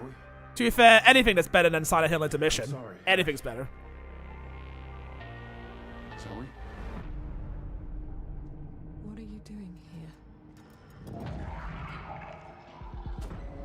I kind of want to see what the monster design is all about. As long as it still maintains that Silent Hill vibe. And the feel of it. No fucking Pyramid Head, please. Because I think we've seen too much of that shit already. Oh, and it's first person as well. Alright. So it's not just like third person over the shoulder kind of thing anymore. It's just mostly first person. It's trying to be like either Amnesia or Outlast in terms of its gameplay. That was kind of, I don't know. Might have some mixed reactions about that, but I kind of like push you in the shoes of the protagonist, I think, if it's first person. I'm so sorry. I'm pretty sure this guy's mental state is in the shitter. Hear the truth behind the static. Yo, another September day. Oh my god. I have a feeling this is going to be a theme. They're all released in September. They're going to fight for each other's freaking position. Yo, that actually looks kind of cool. That looks kind of cool. Storm from the sea and take the capital back from our enemy. Oh, is this Ace Combat? So you're the next one. Yeah, it's another Ace Combat game. I think they announced this before. What is this? Ace Combat 8? It has like an anime girl who has like pink multicolored hair or something like that. I'm trying to remember. I think Sonic Nitro was into the Ace Combat series for a while. Am I correct or no? Because I remember we were like driving to Cardiff and you showed me like what the Ace Combat 7 soundtrack sounds like. Right, so all that flight simulator goodness. I don't know. That's where the Wings of Thief comes in. The legendary savior. Yeah, it's just pretty much more gameplay just to showcase for Ace Combat. Yeah, there's the girl. There's the multicolored hair girl. It can't be bang out Namco about a Japanese girl. Good of fan service there. There we are, Ace Combat 8, Wings of Thief. They announced this last time. Oh, not September, but it's close. It's like, we'll aim a little bit later. Let the other games get their time to shine. Right, so it's like, today you've seen this. Early access. Okay, of course it's early access. A lot of flying. And a lot of destroying properties and stuff. That's what I got out of this one. The only Ace Combat I must have played was Assault Horizon. And that was an Ace Combat I think that was an Ace Combat game that was trying to be so Western as fuck. Like, just imagine it's an Ace Combat game directed by Michael Bay. That's how weird it was. Oh, so what's this? Ace Combat the Belkan War. So it's just a little pre-order bonus there. I guess this is like a prelogue before the events of Combat 8 or something like that. Oh, it's a port of Ace Combat 0. Alright. Like a digital edition. Okay. Only as a pre-order bonus. Well, you might as well dish out more money for that digital version. It's like freaking Call of Duty did that same shit with the remaster. Nobody liked that. Alright, cool. That's Ace Combat 8. Saber Interactive. Alright, what's this one all about? Racing! It's not a Burnout game, I think. It's probably gonna be another Burnout Paradise retelling or some shit. Like, I don't know. Or is it a Need for Speed game? Juiced? Does anyone remember Juiced? Mashed? All of those racing games I played in the PlayStation 2 days. Is it only me? Like, I don't know.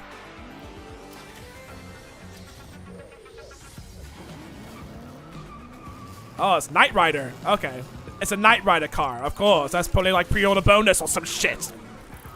Gotta capitalize on the brand somehow. Remember Knight Rider? Yeah, raise his hand. Oh yeah, I'm glad that you raised your hand, dude. Burnout was the shit, dude. Now you gotta buy this game because it has Knight Rider car in it. So yeah. Did we also mention we got the Stig? Of course it has Back to the Future car. Of course. And it has copyright, I guess. Yep, roll playback. Stuntman Hollywood. Right, that explains all of the cars' popular properties and shit. You're gonna play as popular cars in media? Of course. Definitely for car enthusiasts, I suppose. Startman Underground. Yay. Very exciting. Right, next one. Mudfish. I think I heard of it before. A beast out here? Are you drunk or something? Do him up and show him out. But he's still weak, so be careful. Oh, I have a feeling this is another zombie apocalypse. That's what I'm thinking. Team Clout! That's so funny. I think this is called Ill. Because I think I've seen this game announced before. It's where you get to fight a giant baby. You can kick it in the shin. Yeah, this is like Ill. I've seen this game before. It looks kind of fun. And of course, it's first-person shooter. Yep. It's Ill. Die, bastard. I thought he was going to say die faster. Surprisingly lively for someone who just came out of a coma. If you want to survive. Ha! This guy's like, oh, you seem fit. You just woke up. Yeah, I don't mind the gameplay in this one. I want to be spooked as fuck. And it's kind of reminded me of like some of the Metro games. I kind of had the same sort of aesthetic for this one. But you must not go there. I have a feeling I'm gonna make out this place with her. I guess. Turns out I'm a lucky man. He's gonna have corny one-liners like Leon S. Kennedy, isn't he? Yo, these babies forgot their nap time. Oh, is that a naked dude? That's a naked dude. Yo, fully naked dude. Look, they even censored his penis. Because they know. They know. My word. So, more blood and gore than Wolverine then. Okay.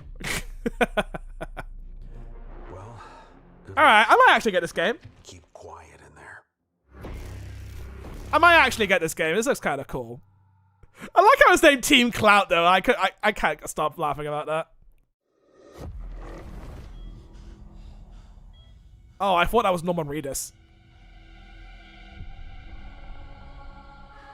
Alright, Remedy. Okay. It's the new Control game they teased a while back. Okay. They did like Firebreak, and that is, I don't know, didn't really pop up as much. It's not really my kind of game. But maybe another Control game might open more interest. They showed off gameplay to this one before, and it looked kind of cool. Falling off a desk. The tiniest tremor before the main event. Yeah, it's just beating against time and shit. So, yeah. Everything's fractured, you gotta restore it. That kind of thing. It's just supposed to be a story cutscene. The FBC locked me in that cell for years and forgot about me. The hiss, it was a way out. Yeah, he's got time fracture powers. Just like in the first Control. I need to play the first Control now if I was okay, so I can catch up with the story, unless this is another self-contained story in the universe. I don't know if Alan Wake and Control are connected. I really don't know. Yo, another September release date! Yay! And more additional early access shit. Oh god, the early access shit. Every fucking time. We're gonna have a lot of fun together.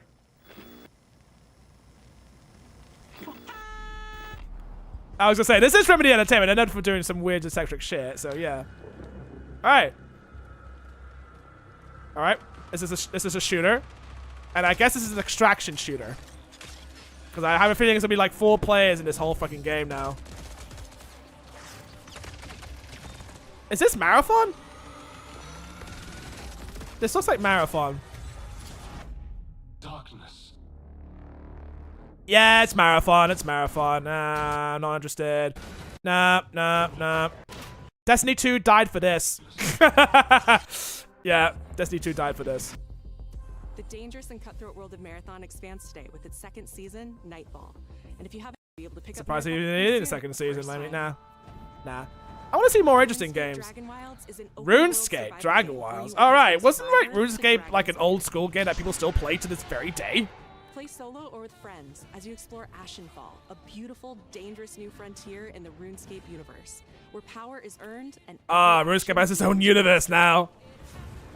We're gonna expand it more than freaking Minecraft. Cross deadly terrain, mass forage in seconds. Just another game to play with your friends, pretty much. Yeah. Get yours. If you don't like the old school RuneScape, play this one instead. Later this year. Oh, so it's already out. It's just coming to PlayStation Plus. Right, got the you. next few months. Right, so what's next? Oh, Jittery Man! Battle colorful enemies. That's coming to PlayStation Plus. I'll just get a physical game. Thank you very much. At least they're getting acknowledged. I actually have a Jittery Man game for the PlayStation Portable, I think. I have yet to play that. In July, PsyOps The Mindgate Conspiracy joins the Classics catalog. Oh, a game that costs so fucking cheap nowadays. Just get a physical copy. It's way cheaper. It's way cheaper than a subscription. I don't know. I don't get why they put these digital games in the freaking catalog. And finally, Onimusha Dawn of Dreams, a Capcom classic from 2006. Yeah, I think you can also get that for cheap as well. Well, some of the Onimusha games are also for cheap anyway. But yeah, I have a feeling they also did this because they just announced Onimusha 6. Just keeping it in the pipeline, you know? Right. Oh god. Fire Sprite. Island, haunted by dark stories. Our goal, confront the evil, corrupting paradise. This is Dead True International. Oh, it's like a reality show in the form of a video game. Right. I mean, it's not like freaking Until... It's gonna be like Until Dawn levels of like teenagers doing dumb shit and then they die due to their own repercussions. That kind of thing. Who's the buff idiot? Are they teenagers? It's really hard to tell. Yeah, so everything's going well for these kids, and they get killed one by one. Oh, you two haven't met yet, right? Sebastian. Yeah, it's gonna be like one of those kind of freaking stories. Conflict. Roland, whenever you're ready. It's like, that's my girl. Facility has been shut down for decades. Uninvestigated. So it's just a bunch of YouTubers go on a stranded island and they get killed off one by one. That kind of thing. And of course, sex. Of course, sex. Did you hear that? They're gonna die. Nate, are you out there? Yep. We gotta go. Yeah. Have a bad feeling. Let's get rid of it. And everything gets fucked. We're a bit tight. Yeah, and it's totally got like feeling of Until Dawn vibes. Like you're gonna make like moral choices, you're gonna make like decisions that impact the rest of the story. Yeah, like I said, they took lessons from Until Dawn. Yeah, okay. It's got Until Dawn vibes. All right.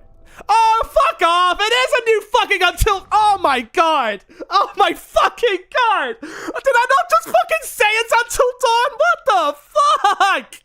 Oh my god! It's getting a sequel? What the fuck? I suppose. Oh my god! Jesus Christ! Oh my god! Oh Jesus, dude! Oh my god! Alright, that explains the sex angle, right? That explains the murders. It's not the Wendigos this time, but I guess it's some sort of hidden tribe of people. I killed the people off one by one. Oh my god. Hope you enjoyed the first look. Jesus. New installment. I should have shut my fucking mouth. I should bring back the prediction counter again. No, that's the STFU counter, but you know what I fucking mean. Oh god. Whenever you're ready. So Until Dawn's getting a sequel. Yay! Or how it ties into the first one. Or Rush of Blood. Has dreadful, heartbreaking secrets. Centuries old and hungry. They're gonna say the line in the game, aren't they? Oh, we won't come to the island until dawn. So they're gonna say that. Oh my god. Thank you. So it's 2027. Oh wow. I cannot believe I'm gonna play this game. Now we have one more Dear game to fucking show, lord. and it is Wild fucking announcements, This is a dude. brand new title debuting with more than 20 minutes of uninterrupted gameplay. So turn up the volume, sit back, and enjoy. Alright, so what is this one? This better be a real big fucking banger. This better be a real fucking banger if it's 20 minutes of uninterrupted gameplay.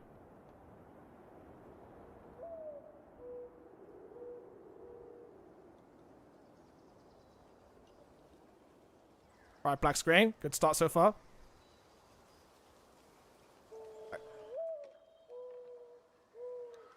I can see where the budget went. Unless they're going to review, like, the Naughty Dog game that they announced before.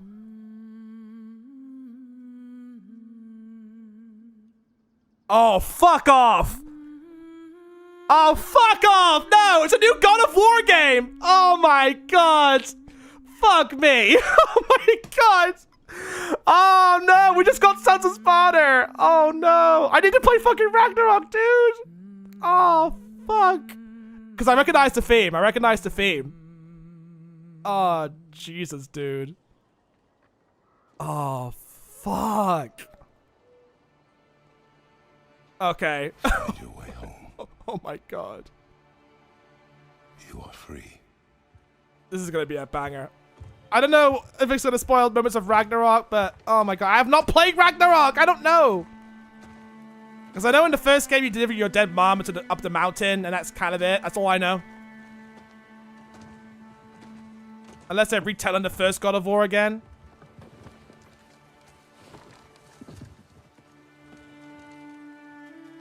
Like, damn, dude. This is probably spoiling a lot from Ragnarok, but I don't fucking know.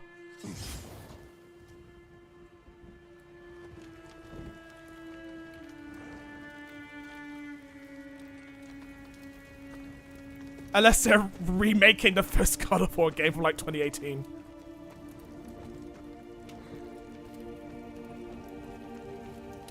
Yeah, they're burning their mom's ashes. Yeah. can't fucking believe this, dude. When did the last God of War game come out anyway? Like 2022?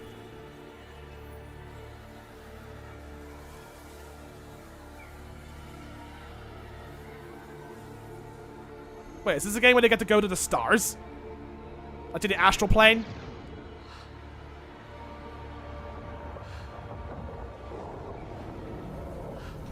Oh, do we get to play as the dead mom? That'd be so fucking weird.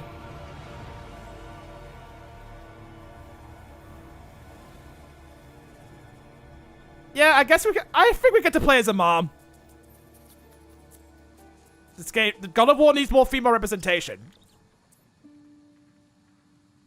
Wow, what a fucking opening for a main menu. Wow. So you don't get to play as Kratos, you get to play as the... Oh, okay.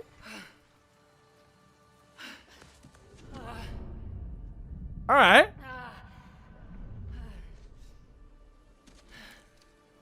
So she's not actually dead. She's just sent into limbo or something.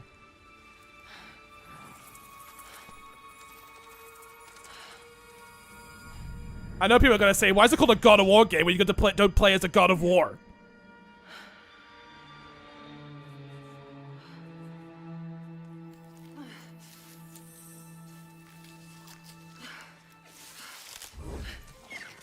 Okay, I guess she's ripping her skin apart.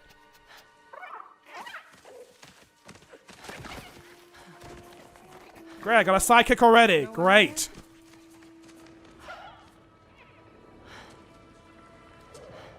Wow, so this is a new God of War game, huh?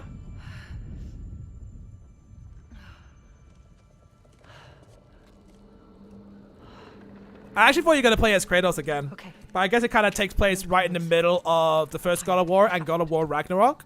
They're starting on the path. It's just... So it's like a midquel in a way? I didn't... Yeah, this is like a fucking midquel. Well, I'm glad it didn't spoil the rest of Ragnarok for me, because I was actually thinking of playing that. And also, she has a double jump, which is kind of fucking weird. She seems pretty healthy after being woken up from a coma. Or from death. But unfortunately, taking a little bit of getting used to, you know? Right, so I think the objective is just to go all the way up to that spire, I think, yeah. Yeah, this is gonna pop off. Everyone's gonna play this. Oh, jeez.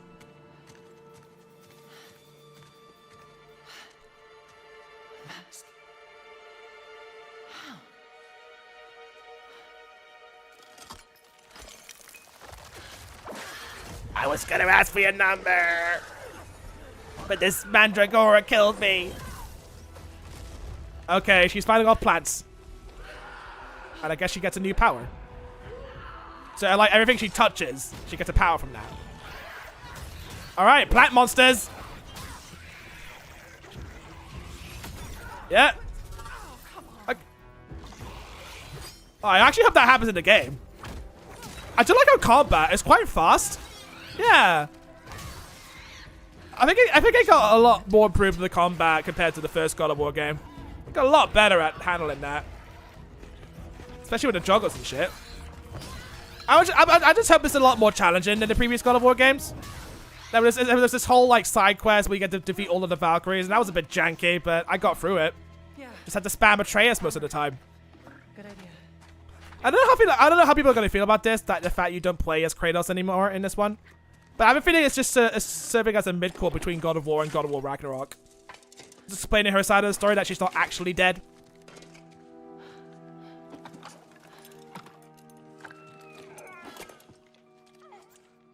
Yeah, it's a sidekick. Come on. It's your little companion. Just really nail it on the nose, dude.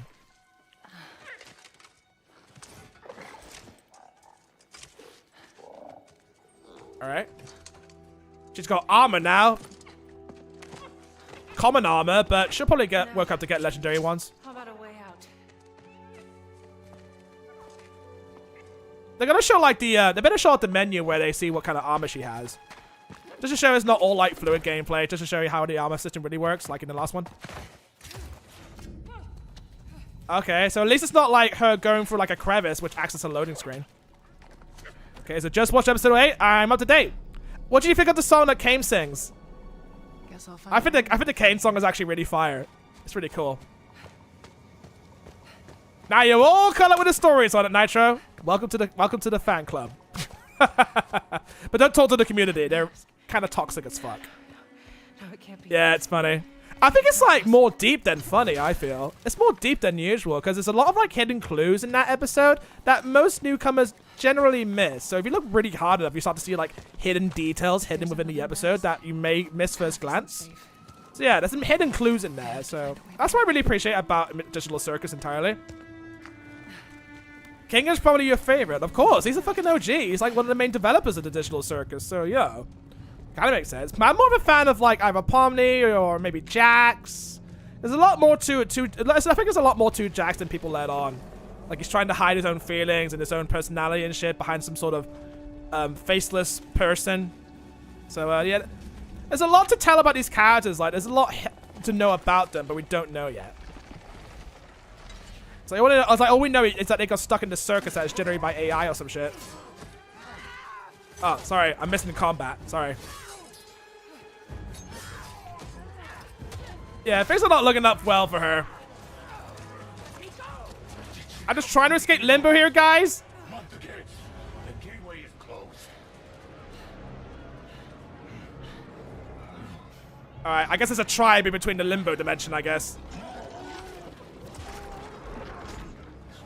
Oh, that's always inviting.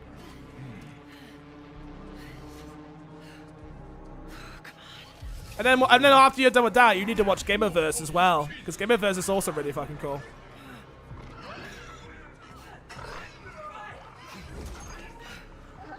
No, not my boy. I was gonna name it Twilight Sparkle. Oh. Yeah, it's killing a lot of things.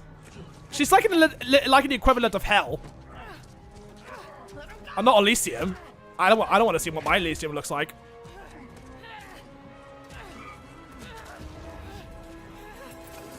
What if you don't press R2 right here?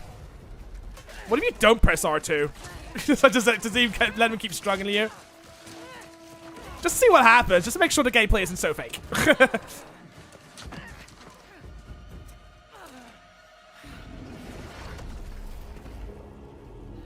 Yo, the drip.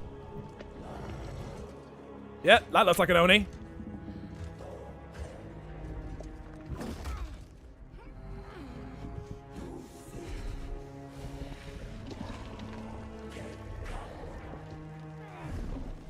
Yo, Ben McCreary stepping up his fucking game.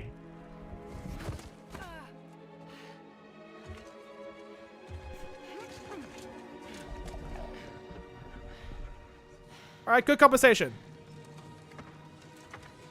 I'm just in the League of the Golden Knights.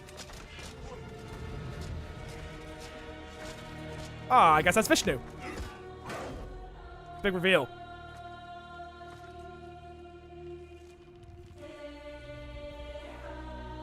Yeah, they have no time for words.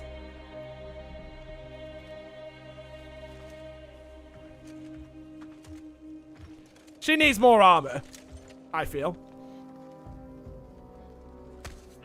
So most of the gameplay is just inbuilt cutscenes.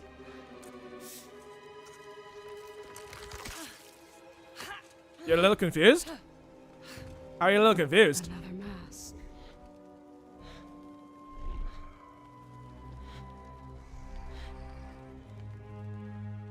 This is important to you. I wonder, do you think this could set you free?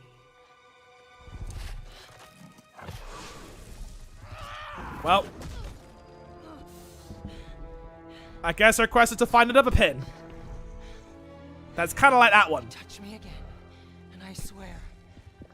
You didn't pay quite attention to when they started showing this game. Would you like me to go back and show you the scene where they actually burn their mother's ashes alive? Because it's around here somewhere. Yeah. Because it starts off with showing Kratos and Atreus burning their mother's ashes alive. And then kind of like short jump cuts to her actual body, which I think is in Elysium or Limbo. And then she has to fight through this whole realm trying to get back to the reality, I guess. So something logically tells me that this might be it could be a prequel, no, a midquel in between God of War and God of War Ragnarok, where her mom tries to get out of this realm, I think. That's what I feel. At least they're not spoiling elements of Ragnarok. No, I want to see a God of War spin-off. We already got that. It's called Sons of Sparta, so this is more, I think it's more like a midquel. Like, it's set in between God of War and Ragnarok. That's what I feel, anyway. It's like a side perspective. You know when you're like playing through Kingdom Hearts, like Chain of Memories, then you play Kingdom Hearts 2, they can play Recoded, and then Dream Drop Distance, like side stories and stuff. Same thing with Kingdom Hearts 3. They're just a bunch of side stories that connect to that soon connect to the main story, that kind of thing. So that's what that feels like. It's like when you play Ghost of Tsushima as a guy, then you play Ghost of Yotei, which is a woman, that kind of thing. Just different protagonist. Resisting the truth will only make this more pain.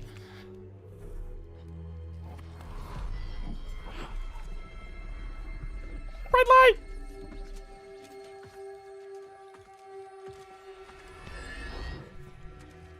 Yeah, that's a giant spyglass. Betsy, I will handle that problem. You deal with our new pet. Yeah, get a room later, guys.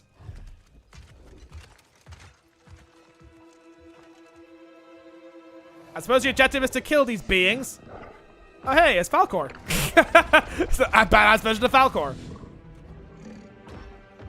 Yeah, I do like, when it comes to God of War games like these, I just love the fucking scale of it.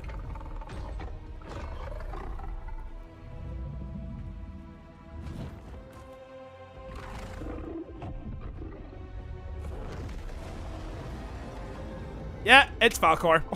It just flies around.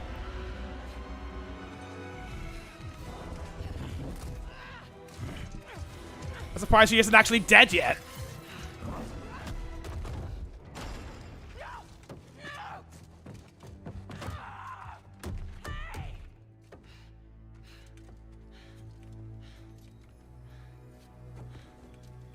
I'm pretty sure she'll break out of this. She can break out of anything. Yeah, like that. It's pretty easy. Bit of an oversight. I think they're gone. Just be careful. Oh. Fresh air. It's turning Dragon Quest on me. You're different. You're a cube. Talking. You know what? It doesn't matter. Yeah, just don't question it. Fuck it. It's just Atlantis Cube. Someone's obviously played too much Dragon Quest. And you're a talking sword. Wait, is this a God of War game? And the ribbons. I don't know if I could call it a God of War game. The cube is Frank. This is what freaking Kratos doesn't want to see. There has to be a way out. I have no time for cubes. Way out, but you're not even all here. I think that Atlantis Cube is just another version of Mimir. Mimir is just a floating head that you have around your waist, and I think Atlantis Cube is just Mimir. Like holding something back. This isn't working. That's what I feel.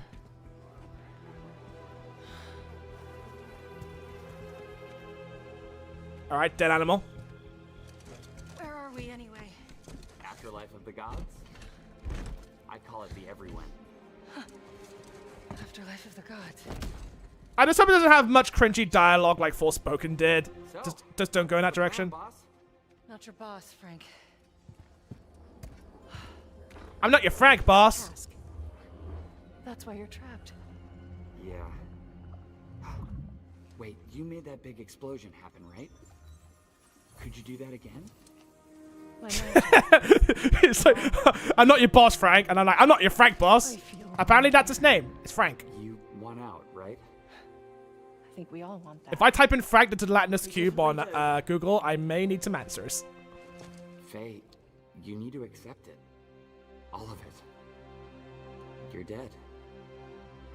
How? Yeah, YOLO. Accept that. Simple. Focus. You're here. Be here. Yeah, abstract. Easy.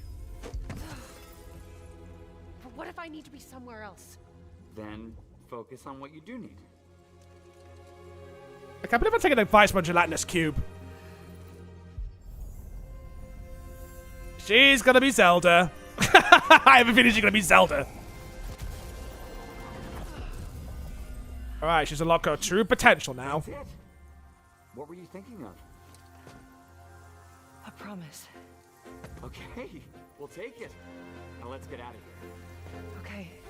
Alright, so that's the gameplay, I guess. Wait, not a good idea. Bad idea. Too late! At least I know this game has explosive barrels. That's one thing, right?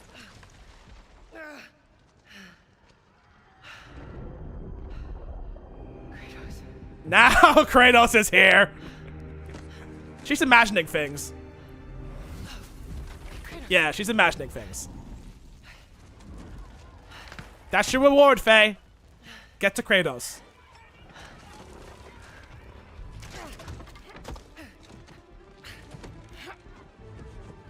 So that's going to be your end journey, pretty much.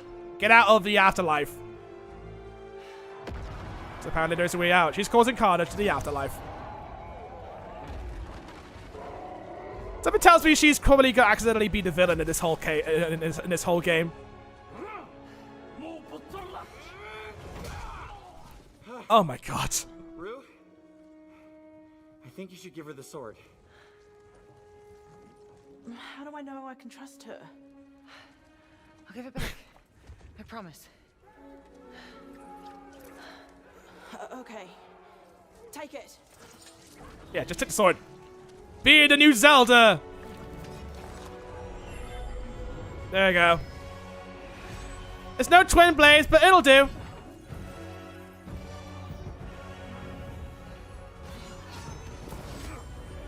Alright. Now we get interesting. Oh, yeah. Oh, so you can like... Oh, okay. So she has soul escaping powers. That's cool. That's kind of cool. So you expose their armor just by releasing their souls from their bodies. It's kind of like... What was that lady from the Doctor Strange movie? Where she gets to release souls out of their bodies. Like, releasing from their like natural subconsciousness. It's that kind of power. I don't need help. Here we go, coming up behind. Oh my god. I can't take this seriously with a gelatinous cube. What the fuck? You know what? You know what our psychic needs? It needs to be very rubbery. I can't remember her name, but I know who you're talking about. Yeah, it's that kind of lady. She like released Doctor Strange's body out of his soul, so that kind of thing. So instead of your son Atreus with a bow and arrow, you got a gelatinous cube as your sidekick. And his name is Frank. So yeah, this is where God of War is heading, pretty much.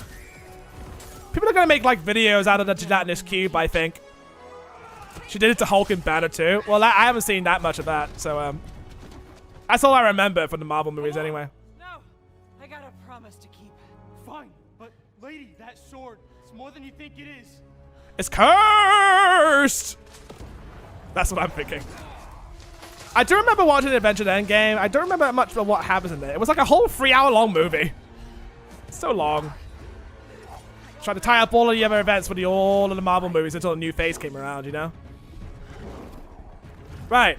So first boss battle.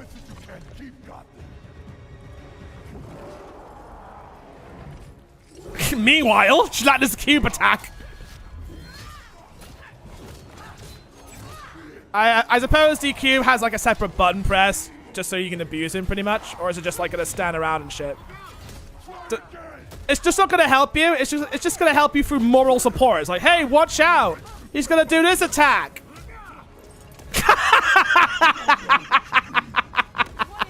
Okay. Okay. That made me laugh. That made me laugh. That was. Atreus should do more of that. That's so fucking funny. Let's do it again. Replace it with a cartoon sound effect.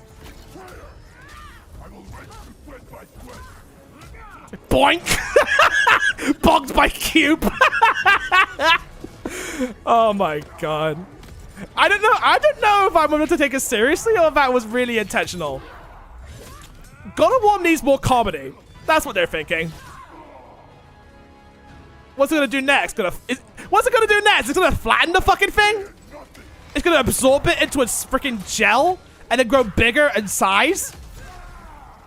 Freaking Guardians of the Galaxy had gelatinous cubes, but not to this kind of degree. Anyway, the combat's actually pretty nice. It's really nice combat. I just hope the parry system actually is not too bad. You know, she ain't afraid of a guy who bursts fire. Can't get over that. Alright, new phase. Yeah, alright. That's a cool attack. That's a really cool attack. I thought she was gonna say I don't give a fuck. To not God of War. Alright, the circles are back. I guess it indicates whether it's in the blockable or blockable. Okay. Damn! Just like when you have a God of War games, just smash them through shit and they all feel just fine. Damn, she's still living and breathing. Damn, girl. It's the afterlife. We're breaking all the rules. Yeah, this is all like cutscene, I guess. Poke his eyes out! Like in God of War 3. Poke his eyes out. Ah, that was it. I was hoping for him to get flattened by the cube. God of War... Lawfee. That's the name of the subtitle? Lawfee? I don't know. I don't know if I could call it Lawfee, but hey, it's a God of War game. I wonder if the devs intentionally made the boss hold his blade left-handed. I suppose so. Yeah, I don't know if that was intentional, but I guess statistics show that we need more bosses that fight with their left hand rather than their right hand. I don't know. I suppose it's sort of based on like a real life Greek creature or something like that. But yeah, those are actually some cool ass game announcements. I'm actually really surprised. But the God of War announcements, like, there were some parts of it I'm like, but there were some parts of it that made me laugh my fucking ass off, dude. That was actually really hilarious, dude. But yeah, not a bad lineup, actually. Okay. That was a lot to take in. That was a fucking lot to take in, dude. Like, the Rayman thing really fucked my head up, and then you see the new God of War game, and the new Until Dawn sequel that's just announced. I'm like, oh my god. I might have to replay Until Dawn now, because I remember replaying it a long time ago. But I was like, that's kind of alright. But oh my god, these announcements are fucking insane. And I think the God of War title should have been a little bit different. It should have been just called Afterlife or something generic. But Lawfee, I guess Lawfee's gonna do with one of the protagonists, like antagonists in the game, or if that's the name of the Afterlife that she was currently in, or something like that. But that makes me want to kind of play Ragnarok now. I need to catch up because I remember playing Kena Bridge of Spirits, and then Kena 2 got announced after I completed the game. So I'm like, yeah, I'm actually looking forward to Kena 2 now. But yo, this is a banger announcement. There were some that are like, they're kind of alright. The Rayman kind of left a sour taste in my mouth, but there are other ones that like Ace Combat 8, that's already been announced before, Omninutia, like a little update. But then you got a new God of War game. This is kind of like Fire, I suppose. But the Gelatinous Cube, I don't know whether to take that seriously or just have a bit of a laugh with it. But I guess it's the afterlife, any rule goes and that kind of shit. I think they're focusing more on Hindu mythology in the game. Oh, yeah. Because I think, like, in the other God of War, they were focusing on Norse mythology? No, Greek mythology is the first one, I think. And then the other one tackled Norse mythology. And now they're probably tackling Hindu mythology with this one. I gotta look at more information about God of War Lawfee. Because they're tackling... I think with every single God of War game, they're trying to tackle different types of mythology. So let's go to their blog and see what it's all about. I want to see what kind of information they got. So, this is their page, and it says, yeah, but Faye, for Lawfee, who was actually Faye, her name is Lawfee now, I guess it's just an anagram, and wife to Kratos, a new adventure is beginning. So, who is Lawfee? Guardian of Jotnar, rebel leader against the oppressive Aesir gods, and lone protector of the Wildwoods. Lawfee is a warrior whose battle prowess was legendary even among the giants. God of War Lawfee expands the God of War universe, shedding light on a character whose story has long remained untold. Alright, that's actually interesting already. So, and that's kind of it. Yeah, that's pretty much kind of it. So, I'm gonna need some more information about it. Maybe if I go to, like, PlayStation blog. Yeah, let's go to PlayStation blog and see what actually goes on there. And see if they actually explain a lot more about God of War. Okay, first one, God of War. So, you got exclusive there. Faye must fight through the afterlife and stuff like that. I'm surprised they haven't gone for Egyptian mythology by now. Yo, we leave that to Assassin's Creed, alright? They can define, like, Egyptian mythology and stuff. So there's an interview with the director, who is like Corey Balog, everything else and stuff like that. So Faye is no longer one of the long impactful characters in God of War's Norse saga. Bring Faye to the forefront. Afterlife in the Gods. All right. Odin was haunted by the prophecy of his demise during the events of Ragnarok. Wow, spoilers. Obsessively pursuing knowledge of something beyond the afterlives of mortals. In God of War Larvae, we explore the answer to that question. What happens to the gods when they die? The every when is the birthplace and endpoint to which all magic returns. A transcendent realm above those we come to know. A location in which gods and creatures from different mythology... Okay, so it's not just like Norse, Greek, and Hindu and stuff. They're also taking like maybe Egyptian, maybe Thai, like South Korean, maybe Japanese mythologies. I wouldn't be surprised if I actually see a bit of a yokai in there. That's probably a yokai. Unless like a Hindu Vishnu kind of deity. I wouldn't be surprised if I see like a Ra or maybe some kind of Egyptian deity in there. Like a flying thing like that. So yeah, and these are the two gods called Sekhmet and Bektse. So it is Egyptian mythology. Yeah, it's on Nitro. You got your fucking answer, dude. Sekhmet's an Egyptian mythology warrior goddess. So we got Sekhmet and Bektse. Bektse. Is that what I'm saying? He's Tibetan Buddhism. Right. So it's an afterlife we're explored. Because I think like they're not trying to tackle like each game with like one type of mythology. They're trying to tackle like all mythologies in one game. So that's the reason why they bring in the afterlife, because all different types of deities from all different types of mythologies come into this one. So it explores all different types of mythologies. And that's kind of really fucking cool. Because I think the only two games they did that, they only did Norse and they only did Greek. It's the only two things that they've done. So instead of just doing one game where it's just one mythology, well, just do fucking all of them. Put them all in one game. That's actually pretty cool. So it explores all different types of mythologies. There might be like a deity in here that you might not know about. I'm hoping them to explore more Japanese mythology or maybe Chinese mythology. Because there are Chinese mythological creatures in there. So put some Chinese in there, please. So she's going to go to the afterlife where all other deities go to die. And Farank. So it's not Frank, it's Farank. So it's kind of sounding close to Frank. Is a curious cosmic cube with an earnest disposition. He will do whatever it takes to protect his friends and the creatures of the evil end. So, like a sidekick. That kind of thing. Rue, played by Perlina Lau, is the enchanted ribbon guardian, tasked with keeping the devastatingly powerful sword in her care from falling into the wrong hands. Oh, so what is it, like a talking sword? It's probably a talking sword. As a golden-handed Jotner, Vey has deep roots as a warrior, and has proven equal to even the likes of Thor, one of the strongest gods in the 9 realms. Building upon the strengths of the modern God of War combat system when injecting some old-school, classic DNA of the Greek era, Lord Fate will feel fresh yet familiar to fans of the series. Alright, if I allow play to move easily around ground and air, it's kind of like what Kratos did. And as a previous owner of the Leviathan axe, Faye is no stranger to legendary weapons, so she can wield all kinds of legendary weapons to her grasp. Alright. Wielding Faye's expert hand, her full potential is unleashed. The golden hand of the Jotner, that's the thing that she unleashes souls out of people's bodies. The giants of Jotunheim have access to powerful magic. So much so that even Odin viewed them as one of the greatest threats to his rule over the 9 realms. Faye wields fearsome powers, including the ability to manipulate souls. Oh wow, there's some real rich shenanigans going on there. Sounds to me like they want to bring the God of War series to a close by bringing all the mythologies into one game. That's your theory. If the game really does well, they're probably going to explore even more types of mythologies. I don't know how many mythologies they're going to tackle in the God of War game, if that's what we're going for. But I have a feeling this is just a mid-caller between God of War and God of War Ragnarok, just telling Faye's side of the story. And there you go. Just exploring all those different types of mythology, and then maybe Kratos will go and see, I don't know, Norse mythology or something. Or maybe they did explore Norse mythology. Or, no, not Norse mythology, like maybe Indian mythology, that kind of thing. As we get closer to release, we can share more details. Yeah, this looks kind of promising.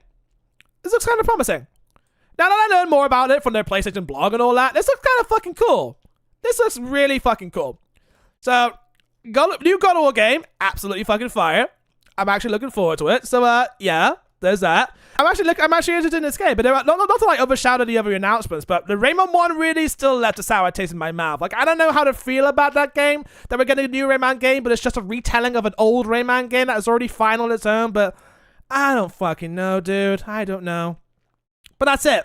That's all I gotta cover for when it comes to, the PlayStation. I think State of Play kind of trumps over Black Voices the game, to be honest, because I think it's mostly really high-profile announcements with big studio games that I'm really excited for. We've got a new Silent Hill game that is like almost close to its September release date. I really hope it's actually really good because I really need to try the Silent Hill 2 remake and the Silent Hill F. Those are really good fucking games to try out, but I cannot fucking wait, dude. So tomorrow I'm going to be covering No, not tomorrow, because there are no gaming showcases tomorrow, so I get a day off from actually covering events. Yay! So on June the 4th, I get to cover the Southeast... no, it's not Southeast Asian. It's the Latin American Showcase. Then there's the Women-led Games. And then the biggest one, the Summer Game Fest. That's going to be the biggest one that everyone's going to watch. And not the Day of the Devs, because I guess not many people care about that. But I'm going to watch it, because fuck you, that's why. So... And I can't watch Summer Game Fest live because I got a freaking tabletop game to be a part of, so I may have to cover it later on in the evening while maybe Summer Game Fest is still going, because this allows me to like skip through all the filler and shit like that, and all the sponsors and ads and shit. But yeah, I'm doing another live stream tomorrow. Oh, no, I'm not doing one tomorrow. I'm going to be doing one on June the 4th. Yeah, I'm going to be covering 2 showcases, and then... Wait, so it's June the 4th, and then on June the 5th, is Summer Games Fest. I'll show you the whole thing on stream. I'll show you the whole thing. So June the 4th, which I think it's today. Yeah, so it's June the 4th. I get to watch this one and that one. And then tomorrow is going to be June the 5th, which is a Summer Game Fest event. And those are the ones I got to do. So I got to prepare for that one. So yeah, that's not too bad. So be on the lookout for that. I may have to do a live stream after I come back with you, Sonic Nitro, after the major digital circus thing.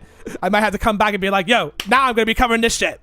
I mean, they're like low-profile events, so not much to miss, I guess. But I like seeing what kind of games they're going to announce. But I don't think they'll beat State of Play. State of Play is actually pretty fire tonight, actually. It's pretty cool.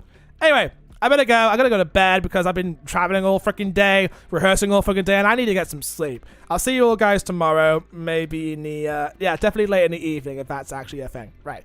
Okay, I'll see you guys tomorrow. Keep gaming, and tell me what your favorite announcements are. All right. See you tomorrow, Sonic Nitro. I look forward to our hangout together. All right. See you guys.